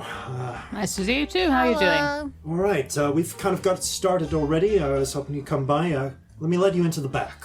We'll go to one. We've got one of the private prayer chambers prepared. Any drink preferences? Whiskey if you've got it, please. Whiskey for you. Any rum? Can do you a rum. How about you, young one? Milk, please. Milk. Just milk. Sure. Do you want some nutmeg in that? Yes? All right, we'll get you some nutmeg in that as well. As he leads you in the back, you can see another younger. This place is swanky. It's very swanky. Younger priest. Do you see the size of that organ? It's really big. Until I arrived, I felt overdressed. I mean, you're exactly the right level of dress. Hey, I appreciate the effort. This got all is sort pretty of for Regent's you. Day best. He gestures to another priest and says, "Hey, we're gonna need rum, whiskey, and milk with some nutmeg, right?" Priest gives a nod and moves away, and leads you through some lovely wooden panelled interiors towards, and gives a little knock at one door before opening it. As you come in, you notice a couple of things. First of all, this door is actually quite thick, and you can see there's a lining of cork in the middle of it. Oh, so it's soundproofed. The interior chamber is windowless, but lit by something that you've tend to more associate with the Underdark, actually, by a dwarf crystal, providing kind of pleasant ambient lighting from the ceiling. Did they shut the door behind us? He does shut the door behind you. Okay. And you can, as you come in, you notice the door has is actually a little thick and actually has a lining of cork in the middle of it. This room Ooh, so soundproof. is soundproofed. As you come in, he closes the door behind you. You can see that there are a few people inside already. 5 people, in fact. And 9 seating for 9 has been prepared. The interior of the room is lit by a single dwarf crystal from above, giving it a warm ambient sort of feeling. And the whole feeling, the whole area has a feeling of sort of like a booth almost, like a comfortable booth in perhaps a high-class sort of tavern. There are cushioned chairs, almost like little benches with dividing sections between them. There's a round central table with with actually a lazy Susan, a little circular rotating bit on which various small platters of meats, cheeses, nuts, and such have been placed. The several drinks are available, have already been poured out and prepared, and there is in the very centre a small censer burning a gently fragrant incense, which gives the room a kind of wood smoky sort of feel. You recognise, first of all, Esther Stumpf, the governor, and the Notes. the governor, grey blue skinned orc, blonde hair in a ponytail, and again, as she picks up a glass, a tumbler of whiskey, the little scars on her knuckles. She is kind of sat almost at the head, or more accurately, at one. Actually, no, she wouldn't be sat at the edge. At the head. She's sat at one side of this roundish table affair. Beside her, there is a heavy-set male orc, bald, who is actually smoking. I think you would have me here. He's actually smoking a cigar. You notice? Yeah, I mean, they had them back in. You notice actually there are some thin vents in the ceiling. So it is going somewhere. It's not just hanging. Yes, it's going somewhere. It's not just hanging completely. There's a little ashtray near him as well. There is, opposite, almost in the centre, a slender-looking human figure with mousy brown sort of hair, looking to be maybe 30s or so, who is taking peanuts from a tray and sort of crunching on them and studying the others. On the other opposite side, up on some cushions a bit, there are a pair of halflings. One of them looks to be, I want to say, an older sort of halfling. Maybe in his 90s. Like, not old, but late middle age. Balding blonde hair, remnants of blonde hair, bright red braces. And beside him is a halfling woman with very sort of round, horn-rimmed spectacles and a very neat shirt. You see she actually has what looks like a notebook in front of her, and is just jotting some notes as the casual conversation goes. But as you enter, they all turn their attention to you. Young smiles. Now, as I promised, we have the heroes of the hour. If I can introduce you all, this here, of course, is Captain Corzin Horhace of the Kraken's Bane. They pulled that remarkable stunt out in the water and saved the day. Now, this here, of course, is Celestia Stardust. Nice to meet you. And this here is Scamp. Hi. There's a polite nod from a couple of them.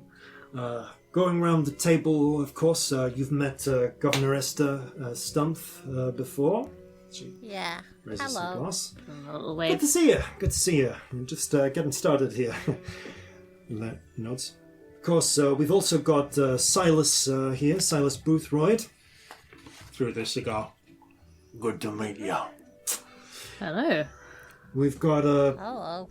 This here is Peter Vandesar. It's a pleasure. Then, of course, we've got the esteemed Andrew Cardigan here, the halfling with the red braces. Sort of flop. Does that thing where you pull your braces out and slap them back? Oh, yeah. Oh. That hurts. It really does Yeah, hurt it does. if you Apparently do it just properly. likes doing it, but Just it feeling does it. hardcore, yeah. Kind of kind of like a pigeon-chested halfling as well. That hurts more if you possess boobs as well. Yeah. He gives a I wouldn't know, but I believe it. yeah, gives a nod. Good to see we've got people of such character here. Really impressed with what you did with the last ship out there. Well, it was a team effort, but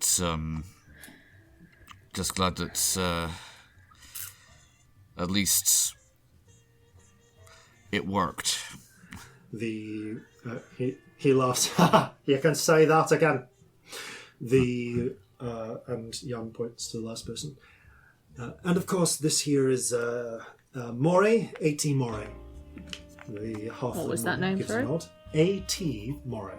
Just 2 letters, A.T. Yep, initialed, name not given. Okay. She gives a polite nod. Hello. Pleasure to meet you. Sorry, what was the name of the cardigan? Andrew Cardigan. Andrew Cardigan, right, Yep. got it. Big in steel. But not in cardigans. Does not actually wear a cardigan, no. That's a shame. Oh. I'm Maybe it's the wrong time bitterly of year. disappointed. Yep. So, please take a seat, help yourself to any of the nibbles. Do any of you smoke? Yes. Pipes or cigars? Pipes usually, but open to either. That's all right. We'll get you a pipe in as well. Thank you. I bought my own. After a short pause, the priest enters and brings you drinks. Pipes. And there's a convivial sort of atmosphere of smoke. So, I sort of slide in next to Silas. Was Silas the one who was smoking a cigar? yes, Slide in next to him. Mind if I share your ashtray?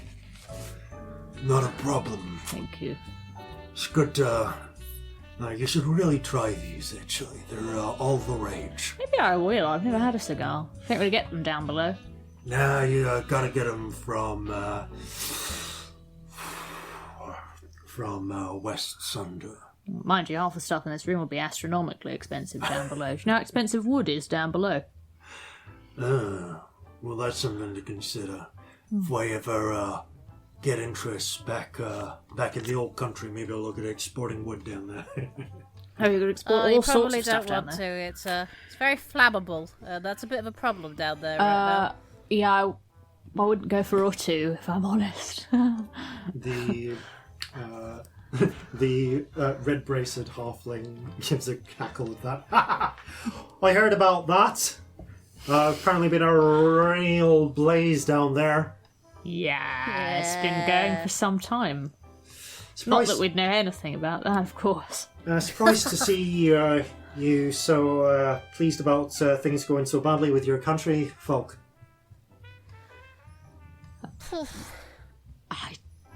She just flounders for a moment. I don't really have a defence. Ah! Well, Each to their own. I mean, I do. It's terrible down there. The whole thing should it's just hard start again. when your people aren't good people, you've got to find your loyalties elsewhere. Exactly. Loyalty. That's what keeps the people together. And I can say, if you don't have your loyalty down below, I'm not surprised everything went up in flames. Yeah, that's that is a big problem. It's not good. Yeah. Loyalty is encouraged verbally, but not actually in action at all, if that makes any sense. They talk a lot about it, but don't actually do it. Oh, Welchers. I get weird. that. No, you can't be having dealing with Welchers. He offers you some bread. Ah, sure, thank you. No worries. It's apparently some of the last of the good Von Dion stuff. Ooh. Before everything started to go a bit Weird. interesting over there. Yeah, we were over there for a bit. Very interesting place. Really? So we're dealing with experienced revolutionaries, are we? Oh, yeah. You could say that. Bloody love a revolution. Who doesn't? Done one already, fancied another one. Well, the Arcurians, I don't think, are particularly fond of them at the moment. That's true. Peter, the Vandasar, speaks up. Yeah, but I don't think the Osirians are going to be happy unless they got our noses pressed to the grindstone. Yeah, that does seem to be the impression we've got thus far. So, what can we do about it? Well, I think that's Get them out of this city. That'll why be a good we're start. That would be something. here talking. Esther, you already went over some of the early particulars. I did, and good news is we've got some early agreements. I think we've talked about a few things already, some necessary changes we'll make to accommodate it, but we can definitely sign off on the statement of abolition as far as the colony of Newmark is concerned. Good. So Celestia just has a proper grin for a minute before she looks a bit more sensible. Yeah, so we can get that drafted up after a little conversation. I know the rest of the councillors are going to fall in line now, and we can... That's amazing. That's something that, well, we can have signed up and ready by the evening, if you want to tell your people. Yes. We will.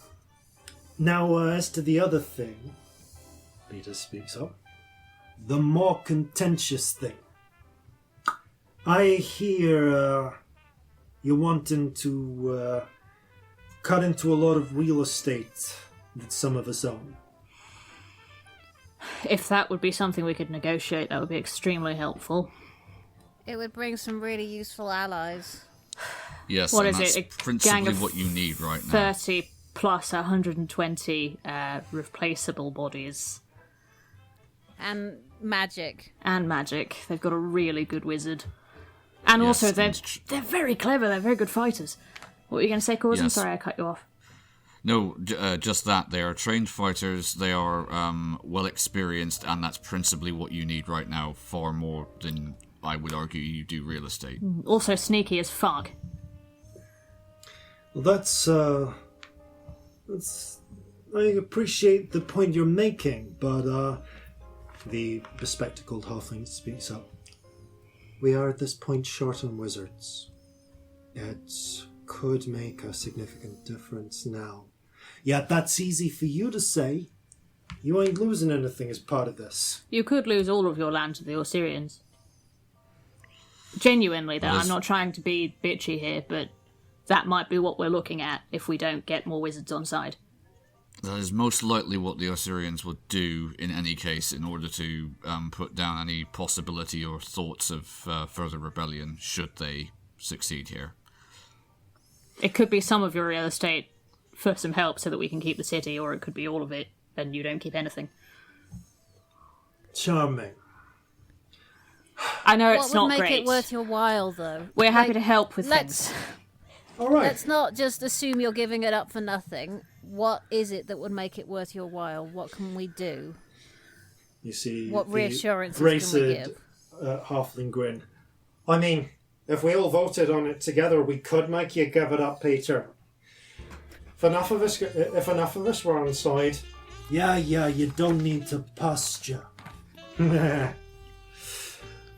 the thing, though. I think we'd all rather it wasn't that awful an arrangement.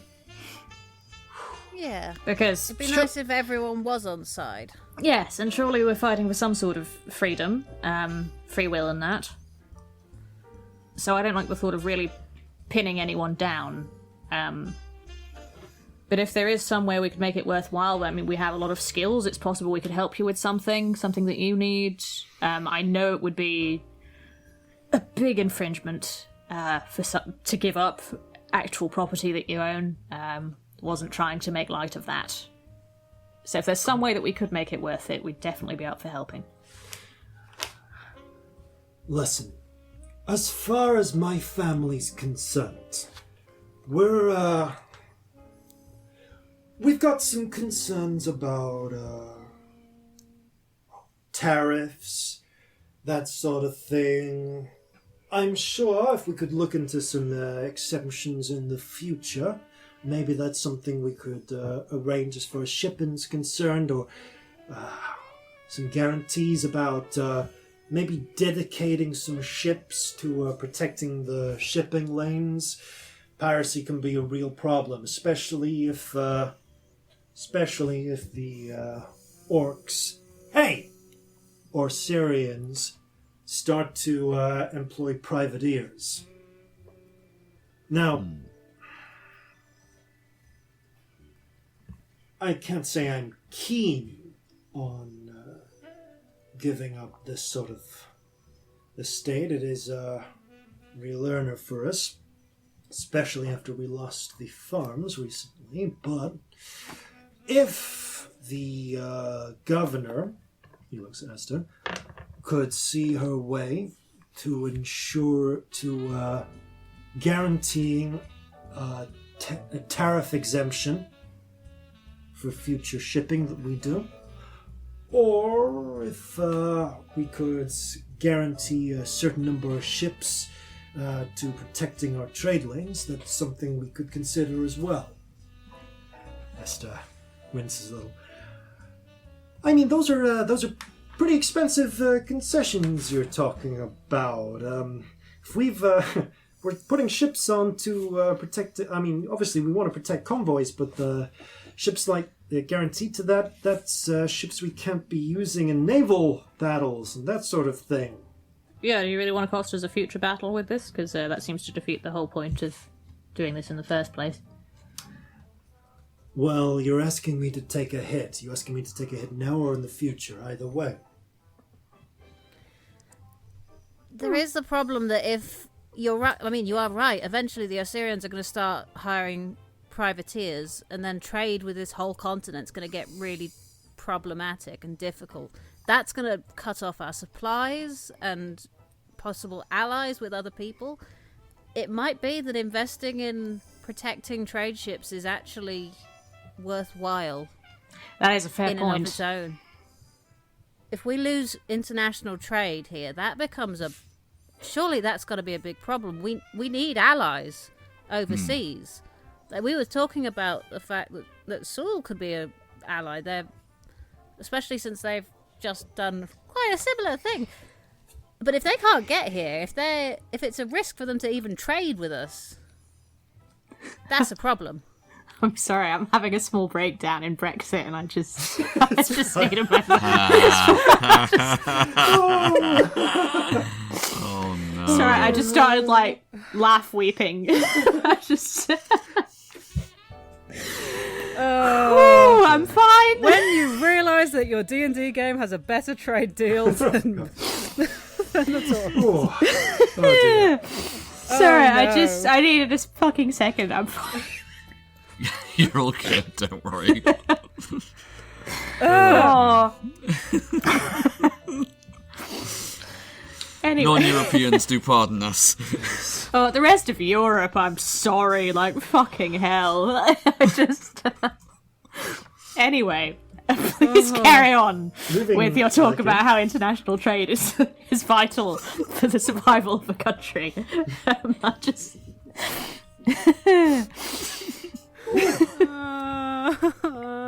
Sorry, you never know what's going to push you over the edge on any given day, and I think that was mine today. I was alright until 30 seconds ago.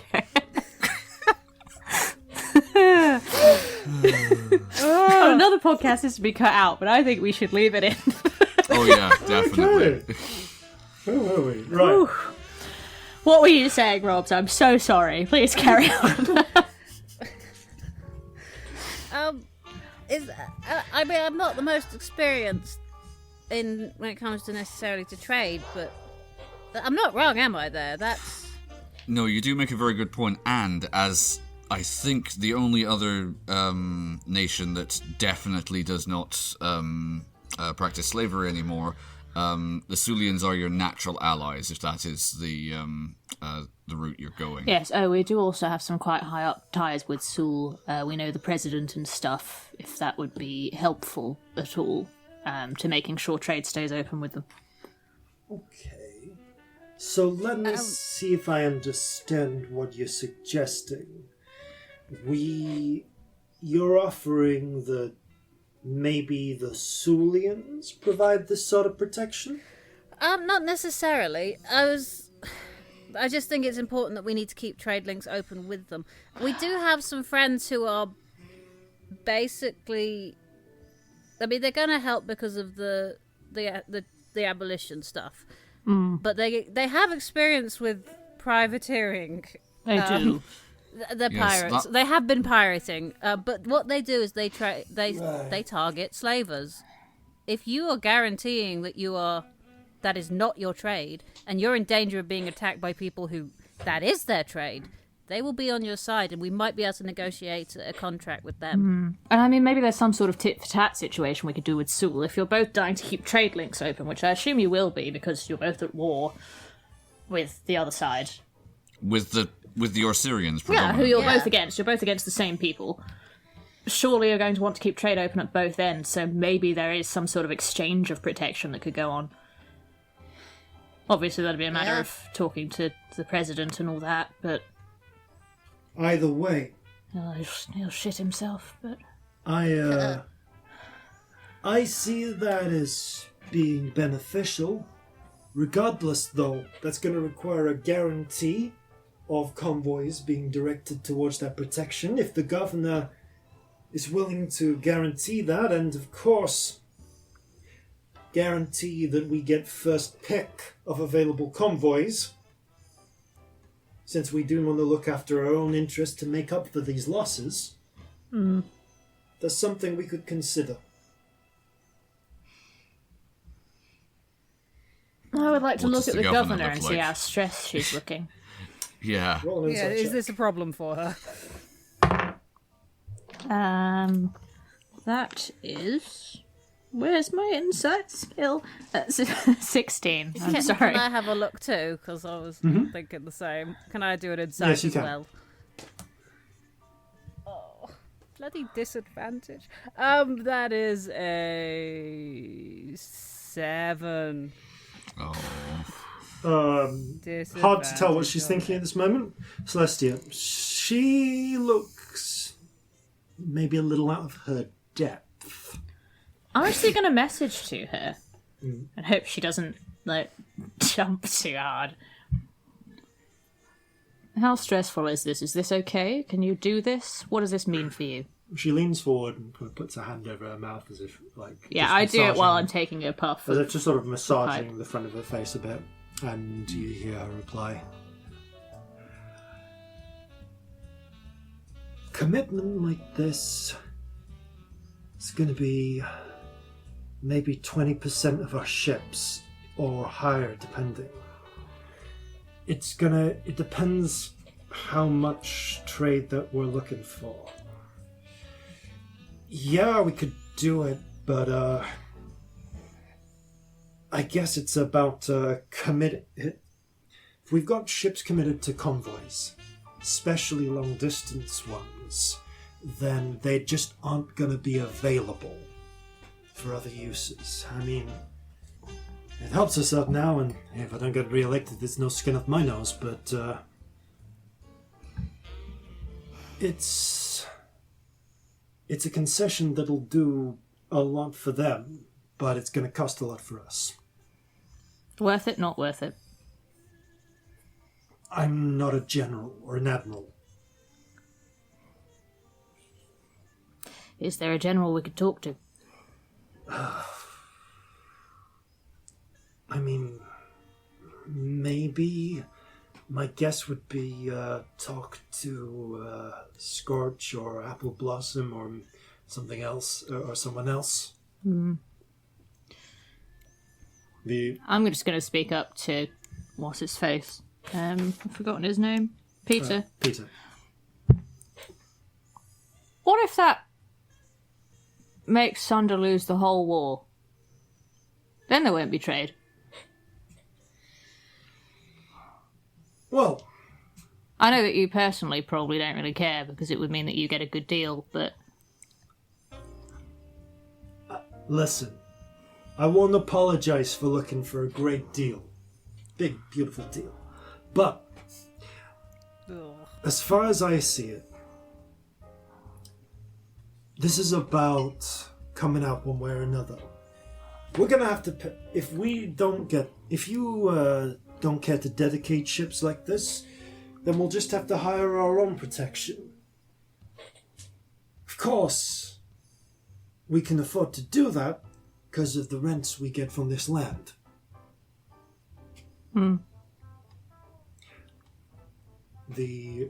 There's a point where you see, I think it's going to be Boothroyd actually, stands up. Hey, why don't we take a break? I gotta take a piss. Good. Let's do that. You see... Fair enough. You see, as he walks past, as he gets up, you see he holds up the ashtray to you, Celestia, and says, "Hey, want to take a quick smoke break outside?" Yeah, sure. I'm going to try and procure a cigar, because he's told me to try one, and I'm curious now. Yeah, expressing an interest to you. He does pass one to you. The pair of you go outside, and I'd say for this, there's also a point where the bespectacled halfling, A.T. Moray, gets up.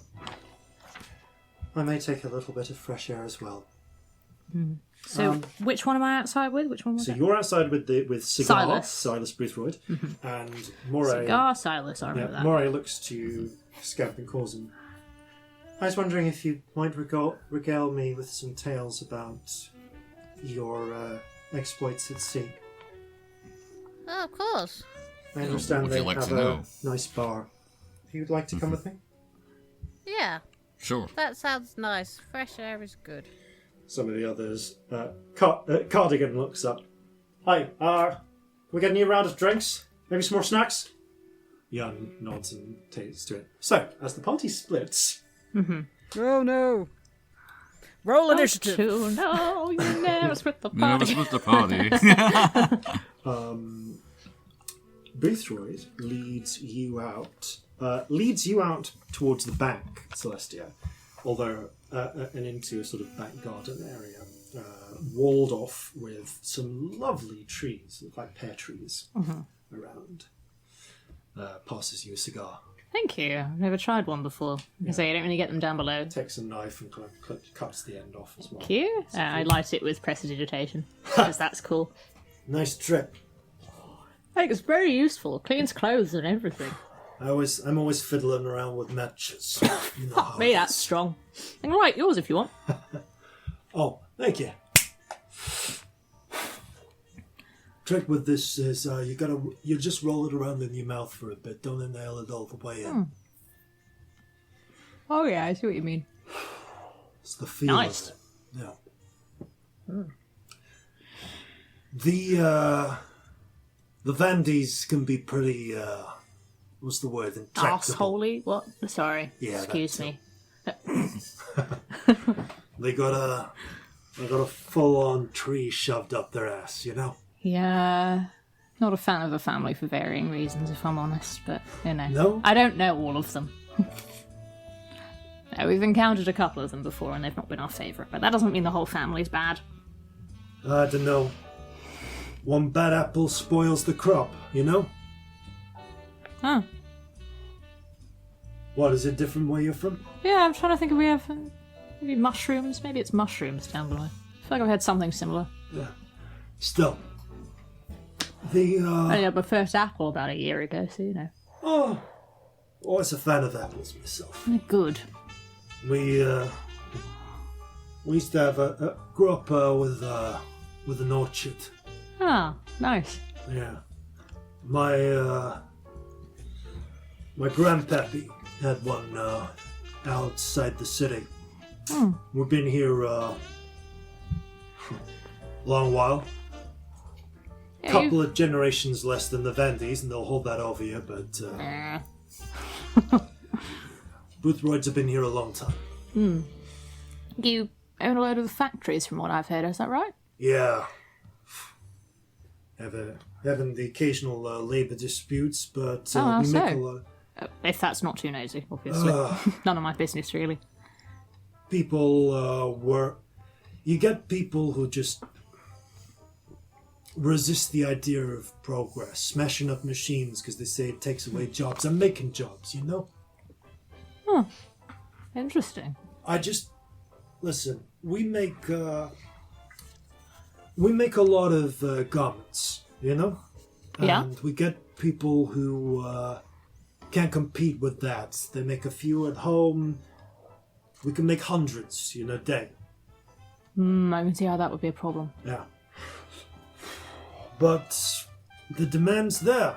Back in Jova, everyone wants cotton. We get it from the north, we get it from the south, now that the old Sulian territories are part of the colonies. We weave them up here, we send them back. A lot of money in it, and I keep a lot of people in work. Makes sense. But, always labor disputes. Now, forgive me if I'm a bit blunt here. I love blunt. Please go for it. It'd be really refreshing. We got cousins, and we got people we look after who care a lot about protecting the neighborhoods, you know? Mm-hmm. And I hear from them that there's been a handful of fishermen in town. Now, I don't deal with that side of the family. Uh-huh. I'm sure they'd be willing to talk to you if you looked for an invite. I could arrange that if you wanted. We do know some fishermen. That's what I thought. No offense, but you're a pretty distinctive three. Really?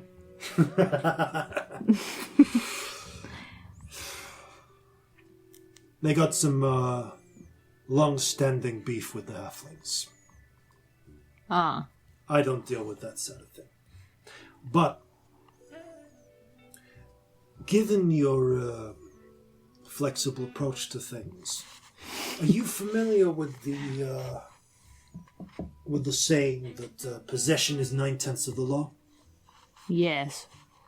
Now, at the end of the day, it's all about the deeds. Mm-hmm. You can say you own land or you don't own land, but at the end of the day, when it comes before a judge, it's about holding up the deeds of ownership. And saying, these are mine, I've got the deeds. Exactly. Look at me. So, not gonna lie, we have a few interests in that part of town as well. In the part of town we've just been talking about. Yeah. Okay. But the Vandys have a few interests outside there as well. Mm-hmm.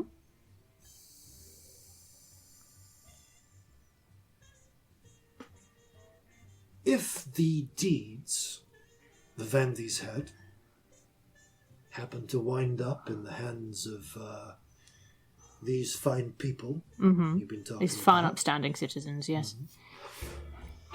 well, could be arranged that some of the judges would rule that whoever has the deed owns the land. I like this a lot better than making us lose a future ship battle. I can't pretend otherwise. Now, equally, we're gonna need to grease a few palms, and we're looking for a bit of incentive to give up our deeds. What would you want? More of their deeds. Land for land, you know? Honestly, if we're talking privately, and I'm not scribable, so I really can talk privately. Oh, this whole place is sanctied, you know? Yeah. If we're talking privately, I really love the sound of that, to be honest, because I think the man's an arsehole, and I don't want to lose a war so that he can have some cheap trade deals, if I'm honest. So I like this, but I don't work alone, so it will take a conversation seeing how everybody else feels. But This could potentially work. Also, we do have those lovely ties with the fishermen. Yeah. As I say, after this meeting is concluded, if you want me to arrange a meeting, you get in touch, yeah? Yeah, sure. Thank you very much. Now, I actually gotta take a piss, so I'll see you back at the thing. See you soon. Thank you for the cigar. Very nice. Enjoy him. It's meanwhile, Moray, A.T. Moray takes Corzin and Scamp to the bar that's in this temple. Okay. There is an actual. This temple's so weird. There is an actual bar with an arrangement of drinks, and that same lay priest from before behind the bar. Oh, well, Brother Jeff? No. No. That's the other one. You don't actually know this priest's name. So. Good lord, I'm glad Brother Jeffrey's not here. That'd be weird. But no, it's the one who provided the small treats and so on. Right. Mixes you up a few extra drinks to your request. Moray, after asking for a whiskey and soda herself and getting any refills, gives a nod to the priest who quietly takes his leave.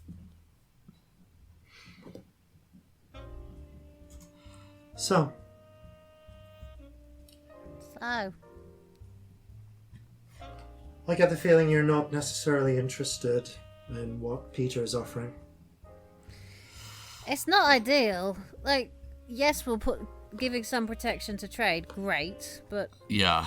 not to the degree that he wants it guaranteed, and for him specifically. It's just a bit selfish. Yeah, he has or feels he has a lot of bargaining power here, and he is making no secret of that. It's a concern, to be sure.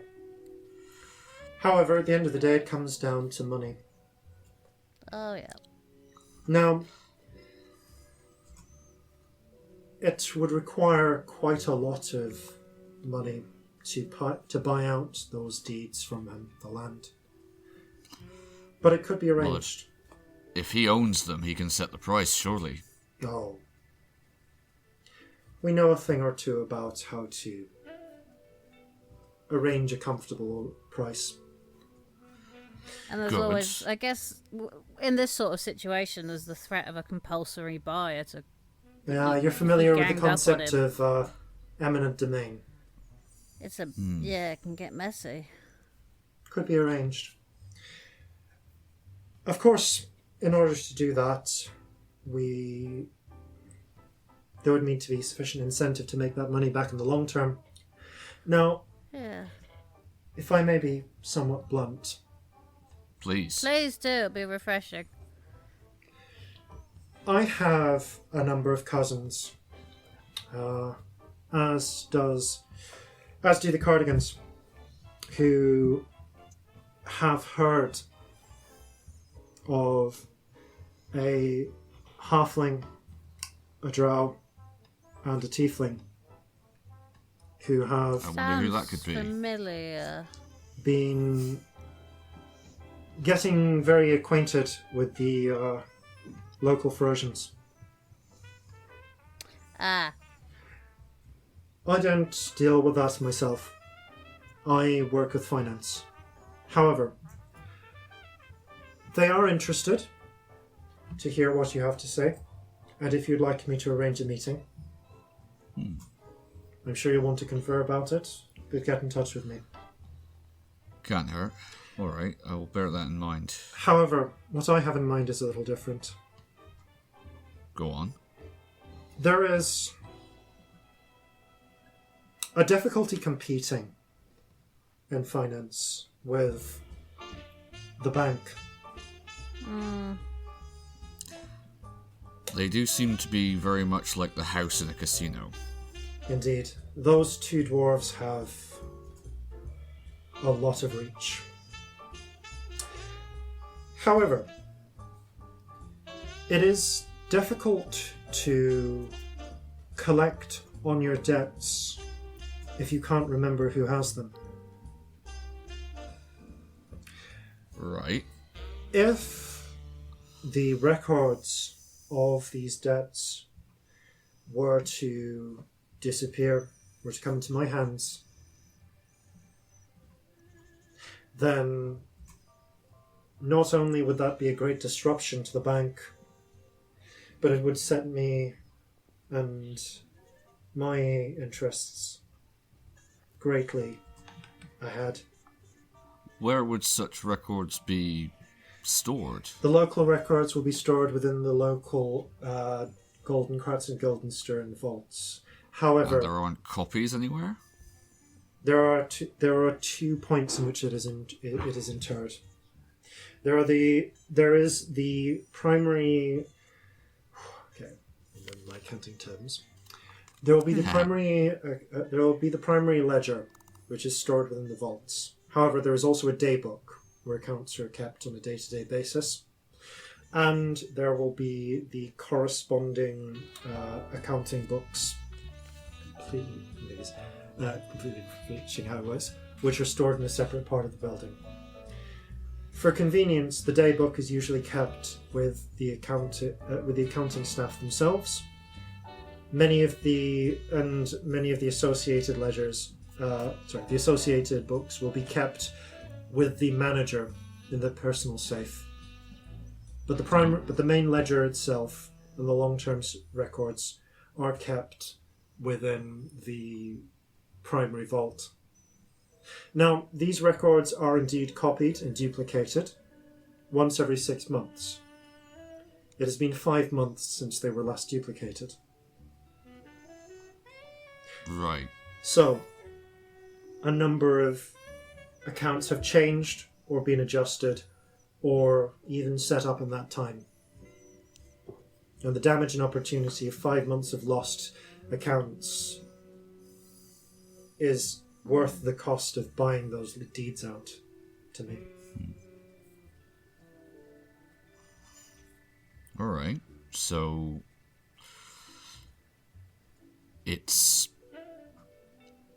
a little like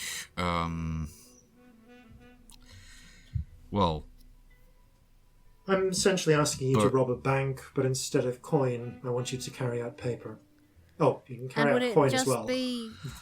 Would you need it just to be yours in order to cover your tracks?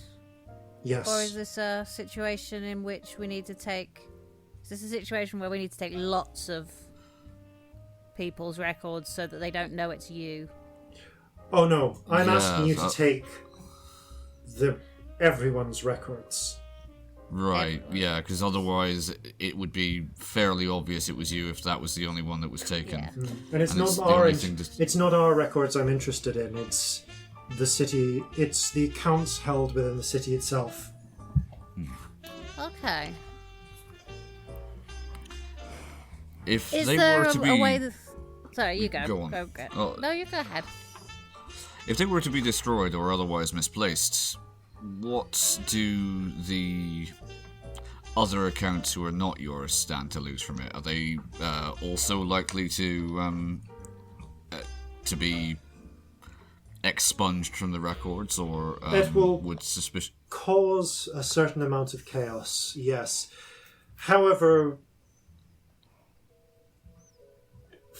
I believe that with our knowledge of who has what, we would be able to ensure that their lines of credit remained intact, just directed through us. All right. It's just that, well, look, you're a person of the world. You know that while I've no big objection to stealing in certain circumstances, you know that when banks are stolen from, it is seldom bankers that starve. I would like to be at least fairly well assured this isn't going to have any nasty collateral damage.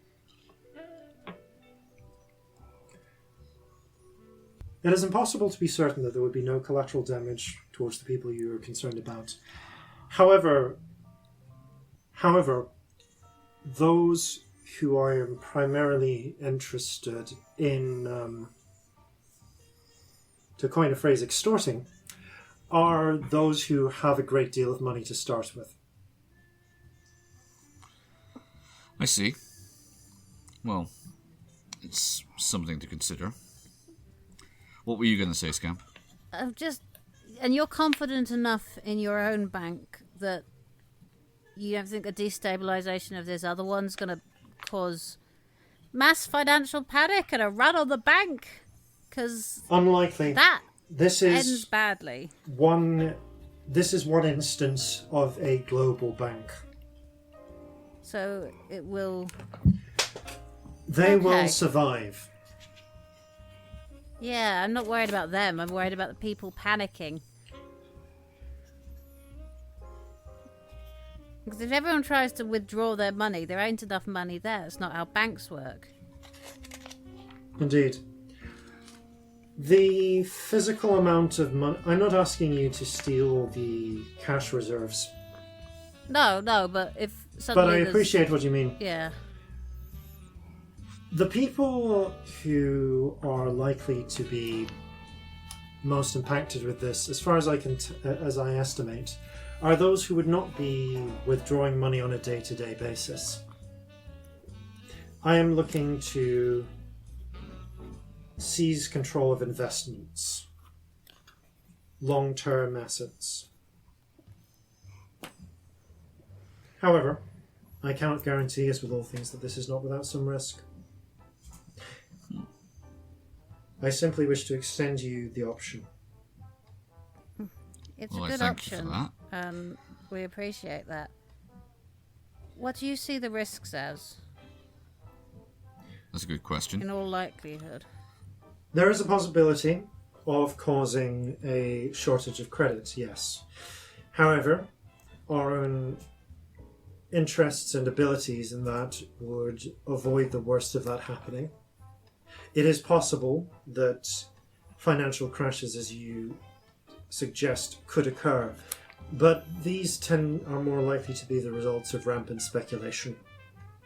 Which also, wouldn't that be based on them actually knowing that this had taken place if we were quiet about it? They would know the following day, but they wouldn't want to publicise it now, would they? Yeah, that's what I mean. The bank would know, but they wouldn't want to invite the publicity, would they? No, they wouldn't.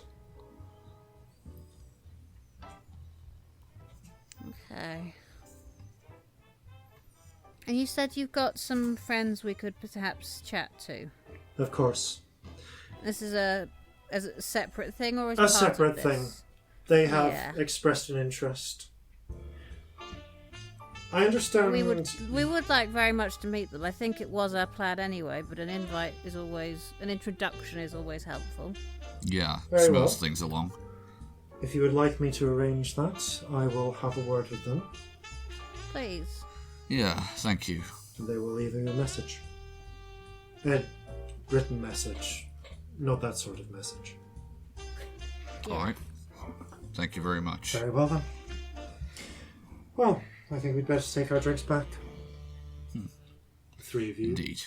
The five of you, actually, because Moira and Boothroyd returned. Boothroyd actually slightly later because, actually, yeah, he did. He did actually legit go for a piss, yeah. Yeah. After a little bit of light conversation, Stump says, "Okay, it looks like we may not be at a point where we're having we're absolutely sure about an agreement on this today, but I think that maybe if we take a little bit of time to think about this..." We've all got some things to chew on. Yeah, there's a couple of people would be good for us to talk to about this. Right. Yeah. In the meantime, are we all agreed on the abolition thing? Yeah, not a problem. Yeah. Yep. But I'll have that drafted up, official-like, and you can tell your friends to start sailing, because we could use the boats. We'll tell them almost immediately. All right. Oh, thank you, Father, Minister, for your hospitality, and thank you very much for coming along, and thank you, my friends. Well, thank you all very much for coming along. Thank you for inviting us into the room where it happened, as it were. All right. Hey. The room where not much happened today. Yeah. No compromise was reached yet. With that, you are politely ushered out and find yourselves back on the street. No one too nearby us. We got a bit of privacy. Like you're outside the church at the moment, but you can easily find a little bit of A quiet little street. alleyway or whatever, yeah. And you do. I mean, I So guess what we did your secret meeting want to say? Well, it was very exciting, actually, and then I guess we exchange everything Yes. because we've all already Yeah. heard it and we don't need to re-explain it. I'm just going to say it, I fucking hate the Vandasar man and I don't want to do anything he wants. And I also think that it's actually really detrimental to take away 20% of their ships. That could be the whole war. Down I the do pan. think we need to think about, once we secure this place, we need to think about where our ships are. Yeah. Like once New Altmark's are secured, I think it is worth putting people out, maybe hunting the privateers rather than escorting ships all the time. Yeah, there's only going to be so many ships they can possibly bring to bear at any one time. Yeah. But I don't think we should be favouring one family over another. That's No, only Nonsense. his trade especially being... a family of arseholes. They're such assholes. And I don't puts think too giving them much more power will power do in them. anyone any good. Yeah, it puts too No. much power in the hands of those who already more or less have it. Yeah. Already have too much. I It's not good. I don't think anything that he wants will benefit anybody but him. Yeah. And I actually don't think it's worth the land. I don't think his deal is worth the property. I think he's asking for too much. Yeah. Yeah, of course Like, it is. no Otherwise- tariffs plus 20% of the fucking navy. Oh, the tariff's never an option. That Like, was fuck off. That was nonsense. You know? Absolutely not. Do you think there's a way we could possibly combine it with what Moray wants with destroying these debts? How do you mean?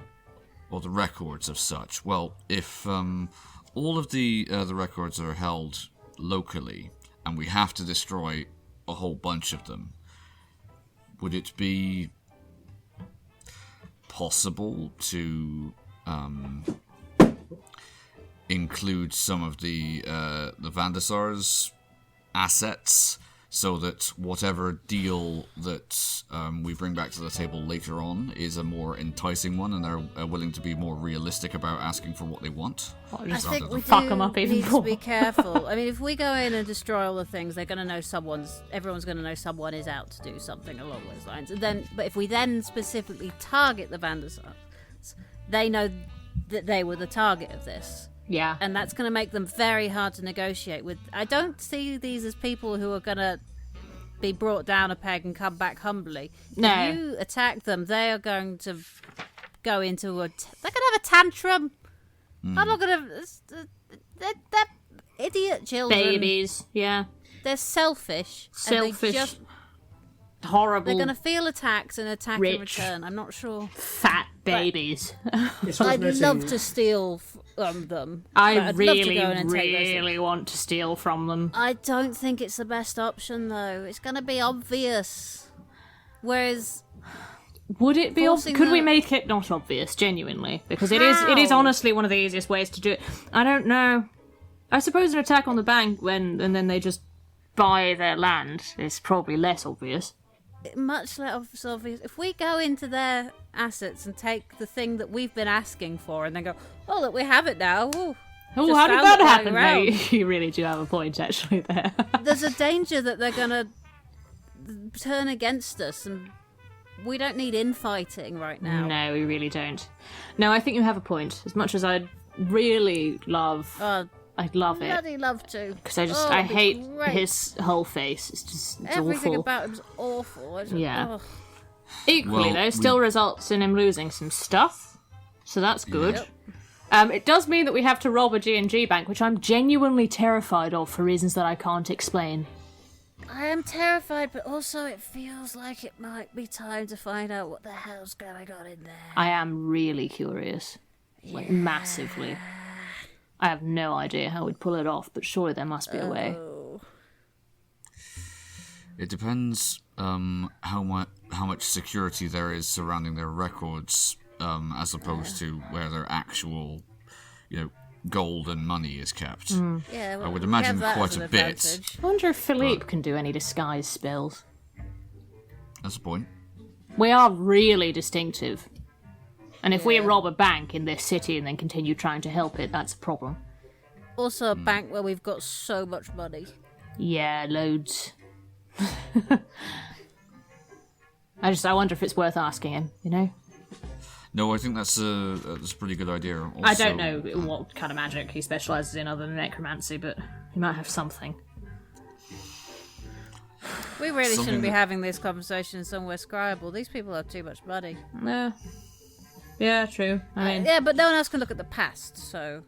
It looked no like good we were reason for them talking to be looking right now. nobody, wouldn't it? yeah. Oh, yeah, but everything we say would be... But there's no reason for them to be scrying on us right now, so that's in our favour. Not particularly, no. Not G&G. But once we've done it, we need to be careful. Right. We do. Okay, I think we're robbing a fucking bank, aren't we? Yeah, but are we... How quickly are we doing it? What's our priority here? Depends how quickly they want it, I suppose. Well, if we send to Briggs and inform him of the situation vis-a-vis their abolition, I'm sending to Leah first, and neither of you can stop me. I wouldn't try. I've only not done it immediately because we're doing business. But yeah. My point being is, I think maybe the amount of time it will take for them to get here is the timescale we have. Maybe it is. Because by the time they get here, there's going to have to be another meeting, one way or the other, to discuss A, what they're going to do, and B, how we progress with everything that's still left over from today. Well, we've got a timescale of a month that it becomes irrelevant anyway, because the counts records will be moved around, so... Yeah, and we need to get the Orsirians on the back foot before then, because with every day that we delay, they have more opportunity to get reinforcements from elsewhere, either on the continent or from Orsiria itself. Yeah. This is a lot. So the question is what we do. I mean, first is we send all the sendings, but... We do. What's the thing after that we need to do? Do we focus on this? Spies are a real problem. I think we don't know how long they're going to be here, and the longer they're here, the more entrenched they get. Frankly, think they need to be our priority. I think the spies fuck up everything else, and we have to deal with them first because we can't plan in any of our places until we know they're gone. All right. That's my feeling. I don't know how anyone else feels, but no, I think you're right. So I just we're got looking this for itch on the back of my neck the whole time, like someone's watching. And also a little bit. The tufts on my ears are up the whole time. Oh dear, that does sound unpleasant. Also, not the Boothroids. That's who I was talking to. The Moray person. They wanted us to have a meeting with somebody to talk about this, didn't they, as well? Yes. Well, not about this. Not about this, about something else. I think it's the business again. Yeah, the opposite They're another number. gang. Yeah. Right. Okay. I'm sure. I might be making assumptions, but that would be my guess. Is that? They were the halflings, weren't they? Yeah. Yeah. Well, Yeah. there's a halfling gang. We know there's a we're- halfling gang. Bringing them with We'll be more speaking gangs to- won't hurt Yeah, us. you robbed them. Yeah, that's a problem. Whoops. Oh well. Let's a little not- robbing let's among not mention friends. that. Right. Sendings? Yes. Sendings. Okay. Sendings before robbings. Very important. So I gather Rainbow Spirit into a big ball. I speak into it. Leah, darling, guess what? New Altmark just abolished slavery. Seriously, like, properly. It's abolished. Wanted to be the one to tell you. Sending love. You're such a disaster. I adore you. Shut up. Roll a luck check. What was that? Roll a luck check. Oh, I want it to be good. Oh, it's a 1. I hate everything. That's the worst. So first of all, you get a response back, like saying, "Hey!" Oh, fuck, who's this? Who's the like this? Hey, it's Isabella Sandling Mage. Be sure to pass that on. She'll be mighty glad to hear that. Oh. If you give it half an hour. Sure. Yeah, I got 6 more words. I can get her in the room. And at that point... I mean, we won't be anywhere sanctumed in half an hour, probably. No, you Unlikely. won't. However, at that point, I need you to roll a d6 as the world spins. Oh, shit. And you find yourself plunged down into the sea. 4? Jesus. No.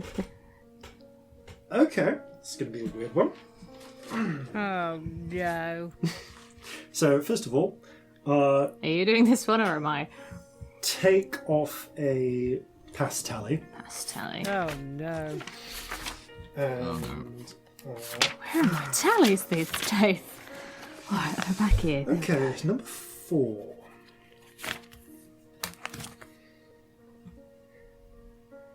Okay. You plunge down into the sea, and a bubble encapsulates you. And you find yourself standing on a rise, overlooking in the distance. Oh, what would this be? A familiar looking. What would be better for this? Yeah, overlooking a familiar island in between 2 rivers.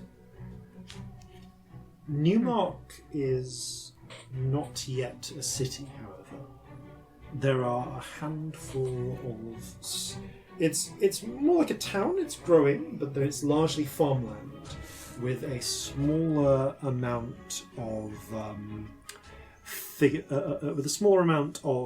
settlements clustered around the harbour. However, and you do see the church of St. Stitchfather, the cathedral, rising above it, but in a smaller form. It looks as though at some point it would be rebuilt into the larger later. It's not been extended yet. No, yeah. it's more just like a church, I'd say, actually, rather than a cathedral. You are here. You, however, look down, and you find yourself in a pale, white-skinned body. You can feel feathers cresting out from your head. Glancing to the side, you can see yellow tips to them.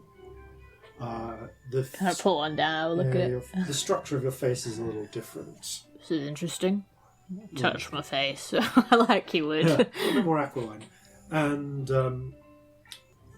you look down and you see that you are dressed in... that you're wearing a long coat, sleeveless coat, in a style not unfamiliar, unlike that of the achievement you saw in amongst the Stone Guardians. However, woven into it, as well as the black sort of stylized lines, there is the image.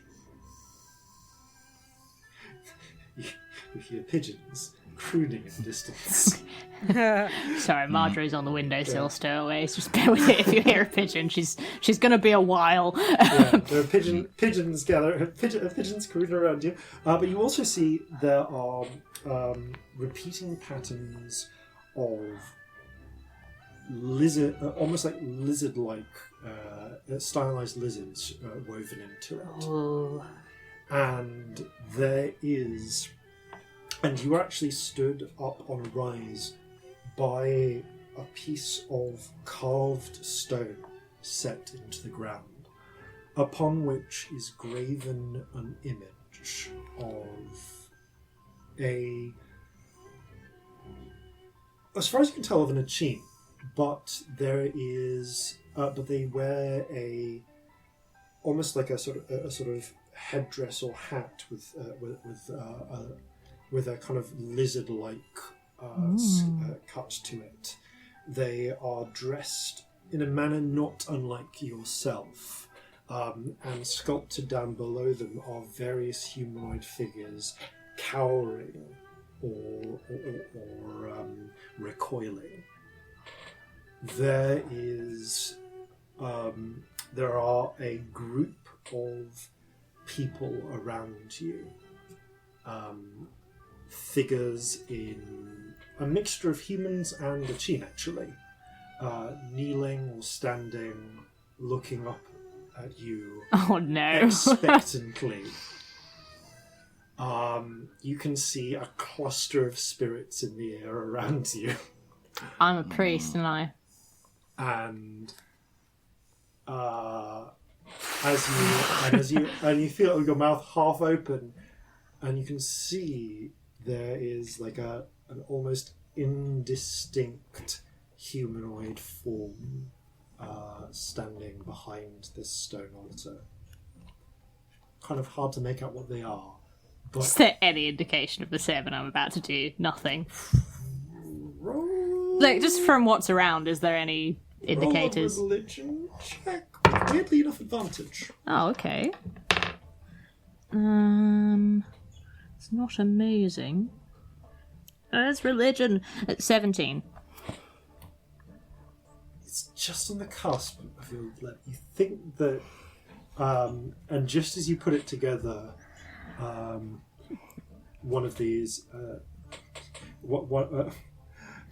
one of the people speaks up, and it's a human.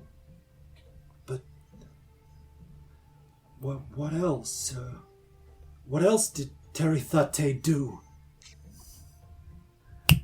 This I can tell you. I can tell you everything Terithate did. I'm going to sing the Waking Terrors song. Okay, you do. Waking terrors will come to pass. I sing the whole thing. You sing the whole thing. I give a performance. In a weird bit of temporal circularity. And as they they kind of pick up the tune and begin singing it along with you in this very dramatic hymn. I try and make it priesty. Yeah, as best you can. Roll a performance check. Come on, I'm a bard. It's got to be good. If it's bad, this is so awkward. Ooh, it's not amazing for me.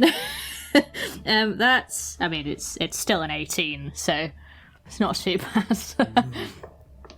Okay.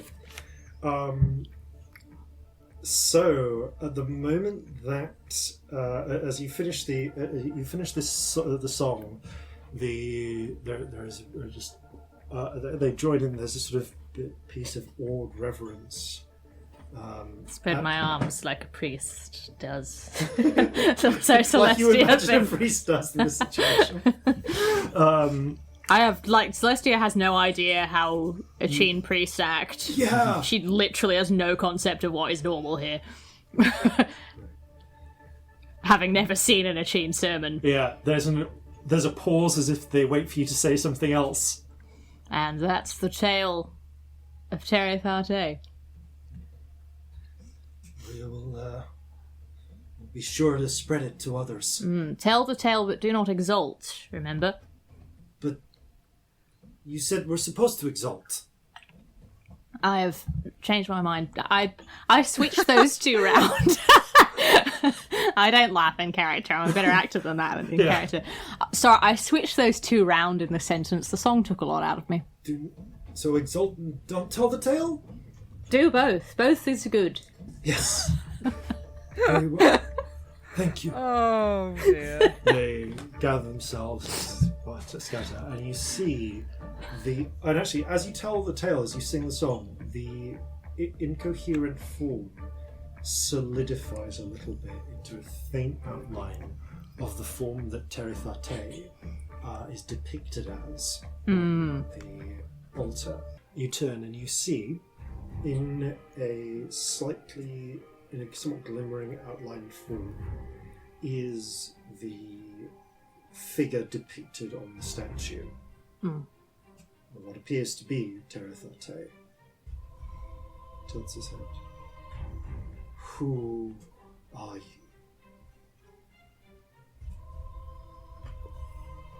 Probably no point lying, is there? You'll see through it.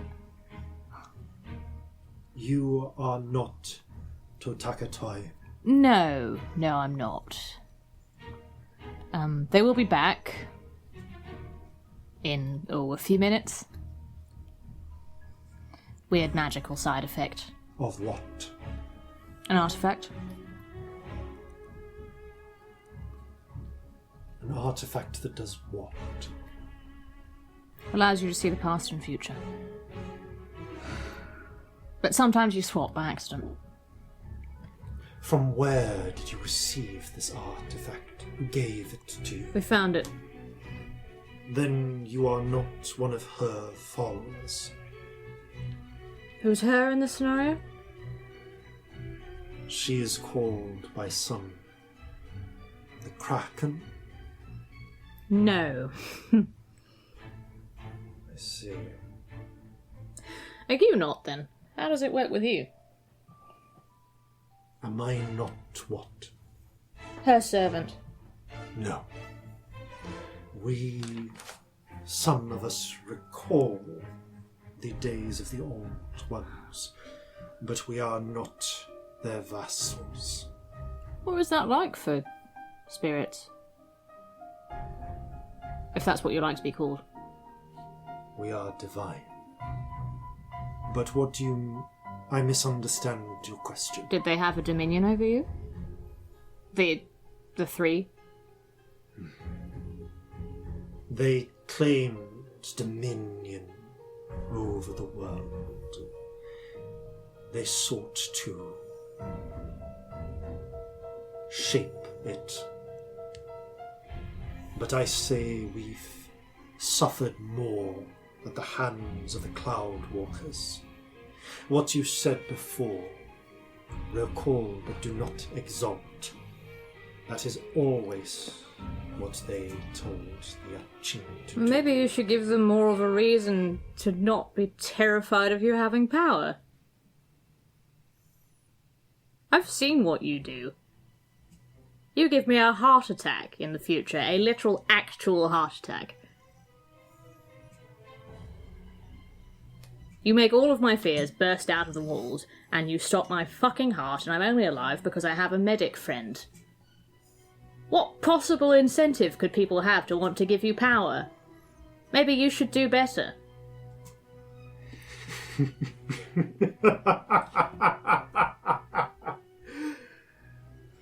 You do not understand. Make me understand then, try me.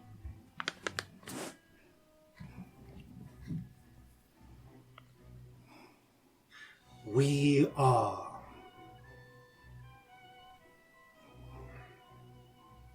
you might think of us as the created creators. That doesn't mean anything.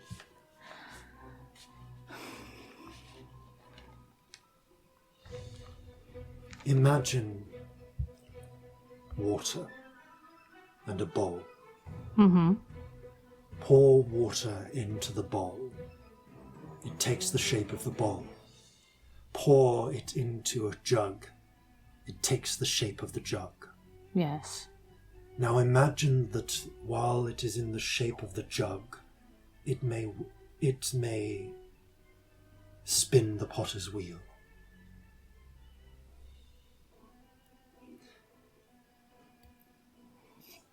My nature is terror.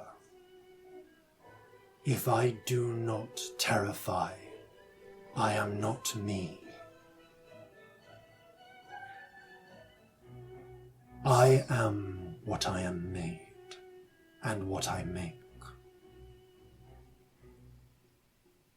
As far as I see it, we all have the option to change what we're made. Everybody's made one way, people depart.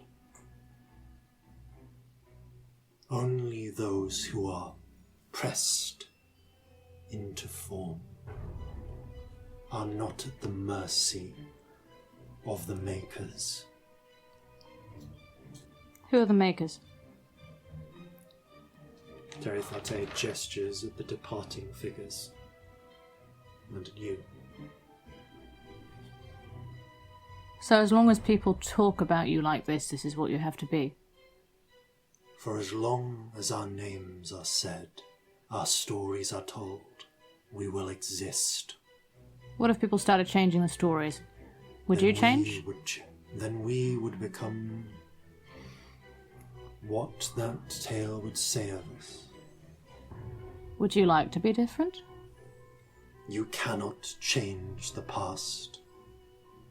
No, but I can change the future. In the future. Would you like me to change the words of the song? In the future.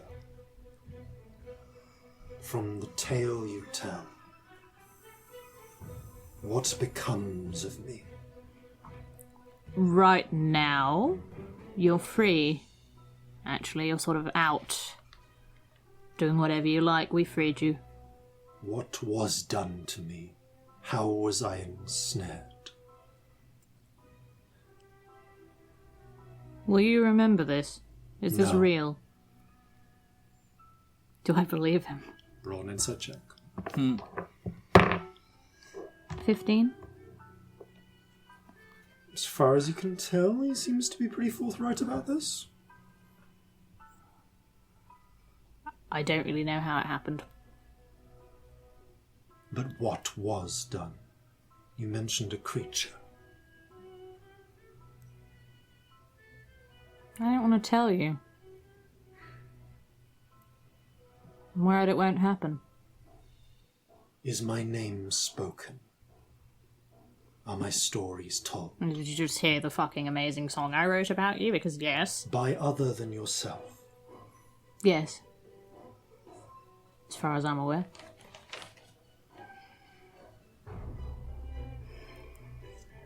It's spoken with fear, but it's spoken. Fear is passion. True.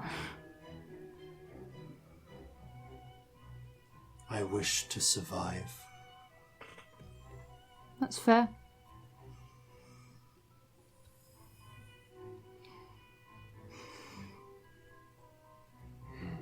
Your time grows short. It does.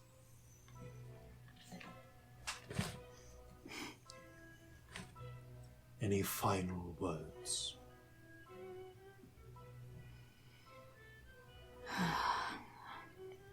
Don't give people heart attacks. It's awful. I can only be what I am.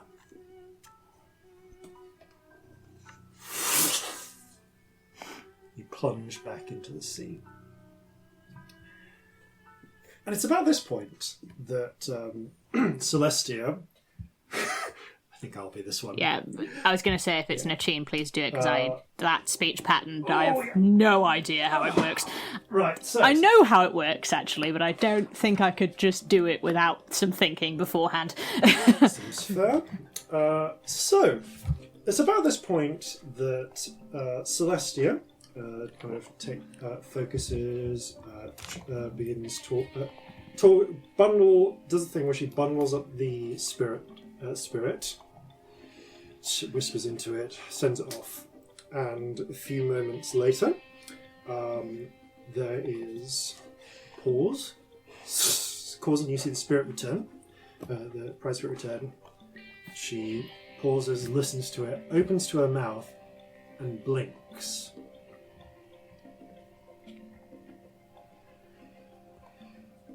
Everything okay? Is Leo alright? Frowns for a moment, as if translating from a second language. Who are you? What is going on? Where am I? You drank too much wine. Alright, yeah, Oh, bugger. Wait, say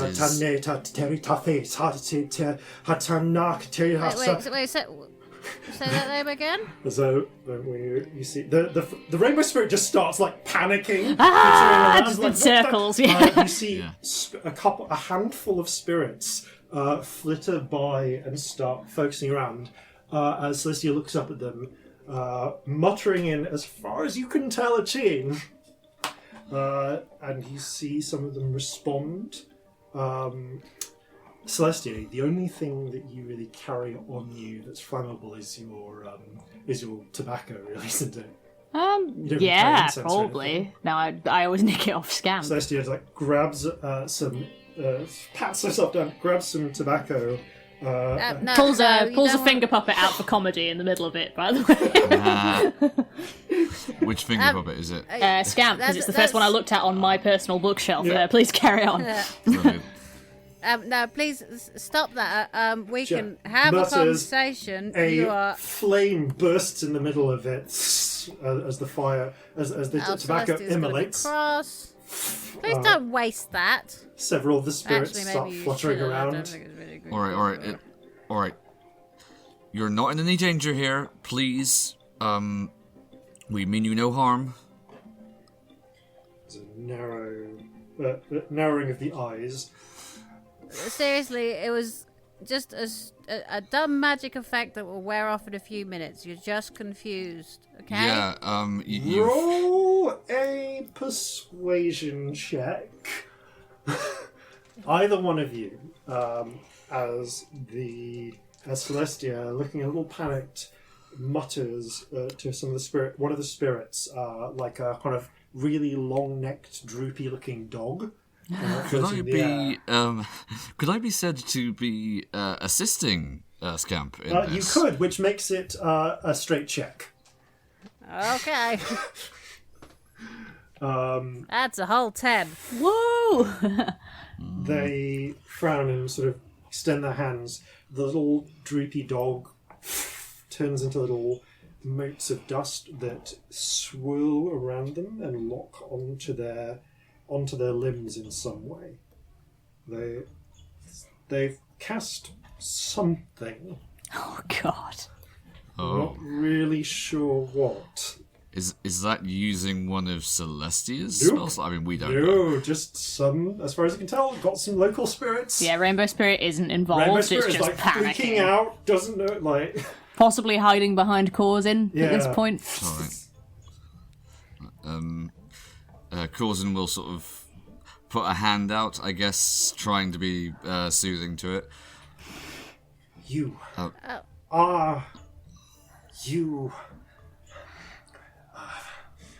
are with the Regent? No. What? Not No. strictly speaking, no. Before you were saying a thing. And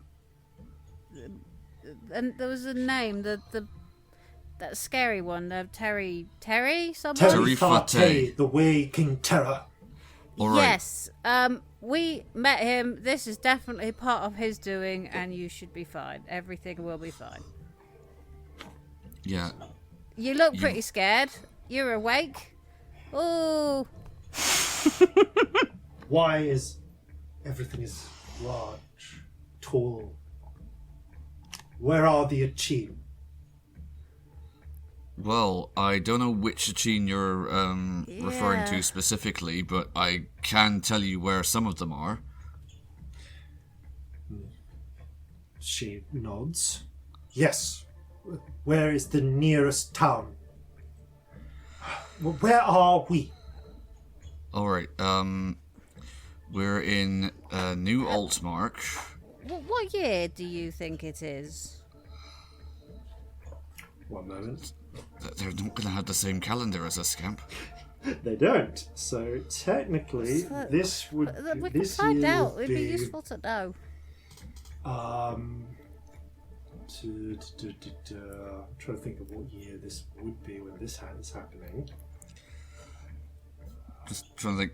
Corzin would know what the nearest Achene settlement to here is, wouldn't he? Yeah, the nearest Achene settlement to here is a good ways off.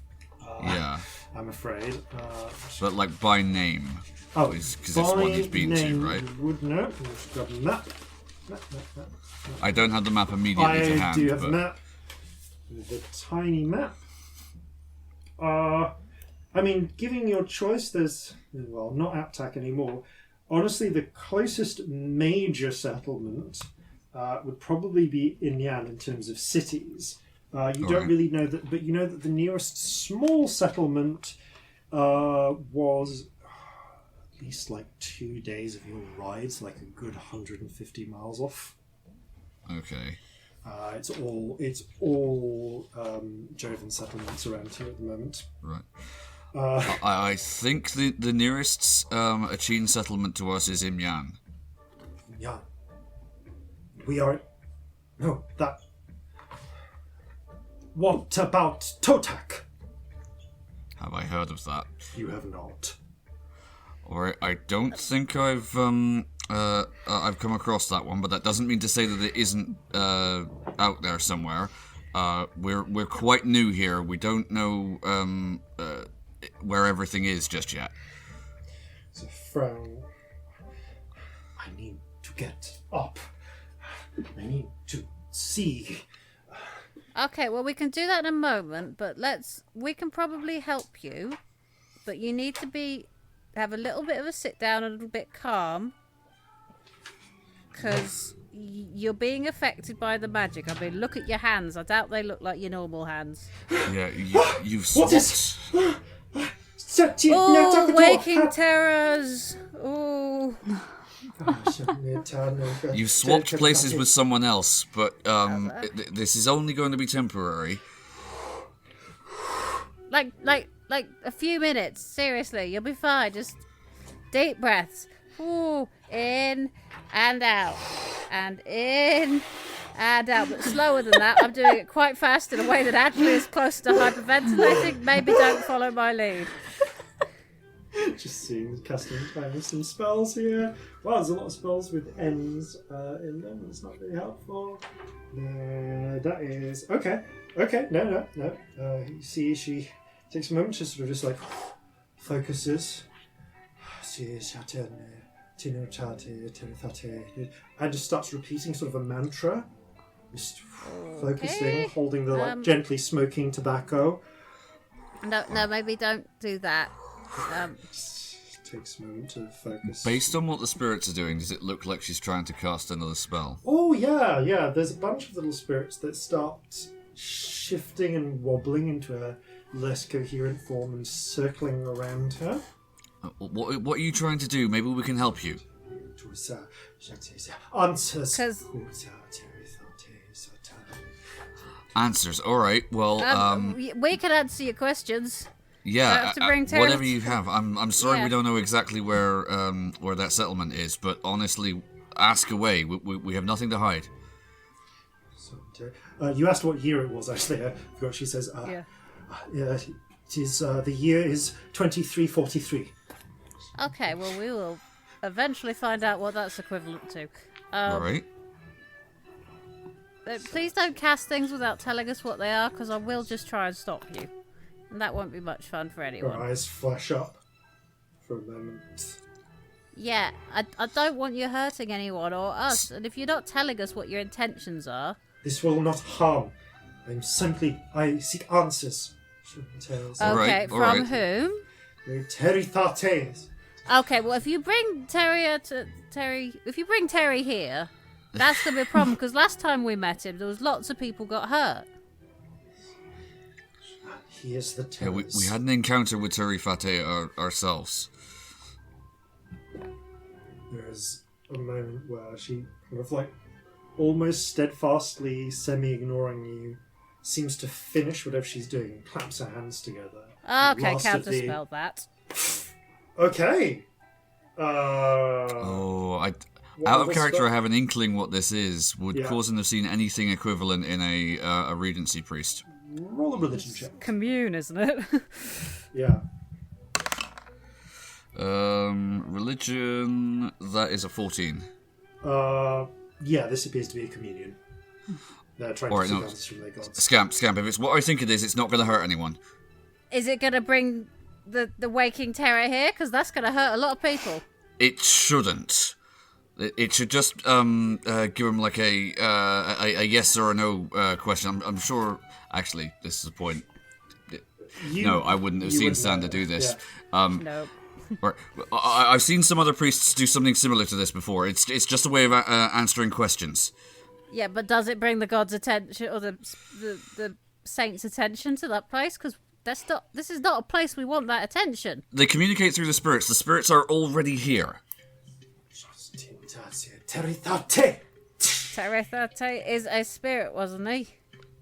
So, I'm just going to say, you've got limited time to discuss this. Do you counterspell or not, Scamp? If Corzin's telling me not to, I'm hesitating enough that I might miss it. Okay. I mean, you already said that you did, and then you had a conversation I'm about gonna it. say that it's a minute. It's a minute of casting time. So I'll say Okay. that you managed to squeeze this in at the end of that minute. So she finishes the casting.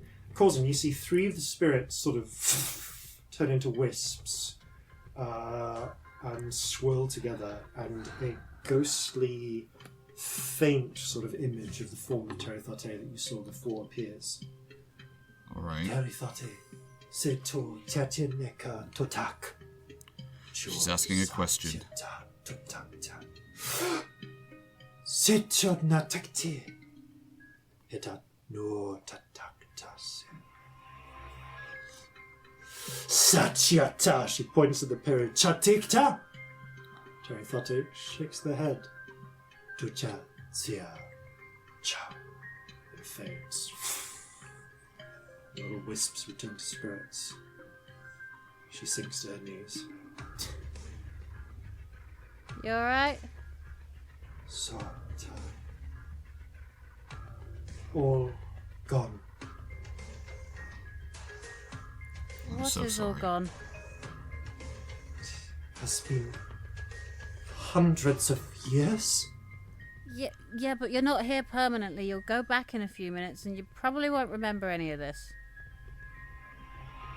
Probably. To attack is gone. If you know Terethate, you know that they do things that prey on fear. This is a pretty scary situation for you. I can appreciate that, but like Scamp says, this is temporary. You will go back to where you came from.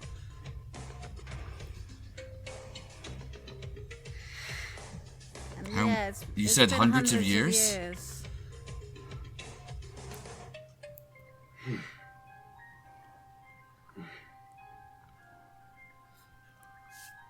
Is there anything you'd want us to know or to remember that might Yeah, be if you- gone, that you'd want something done about or said or... Or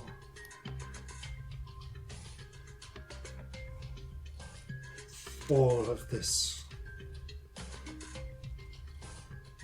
was ours. Yeah. Yeah. There's a frown looking at you. Scamp, I just want you to make a raw charisma check. Do I have disadvantage on this? I'm not sure. Probably not. Okay. Oh, fuck. 9. Jesus. Okay. She nods. Time. Out of time.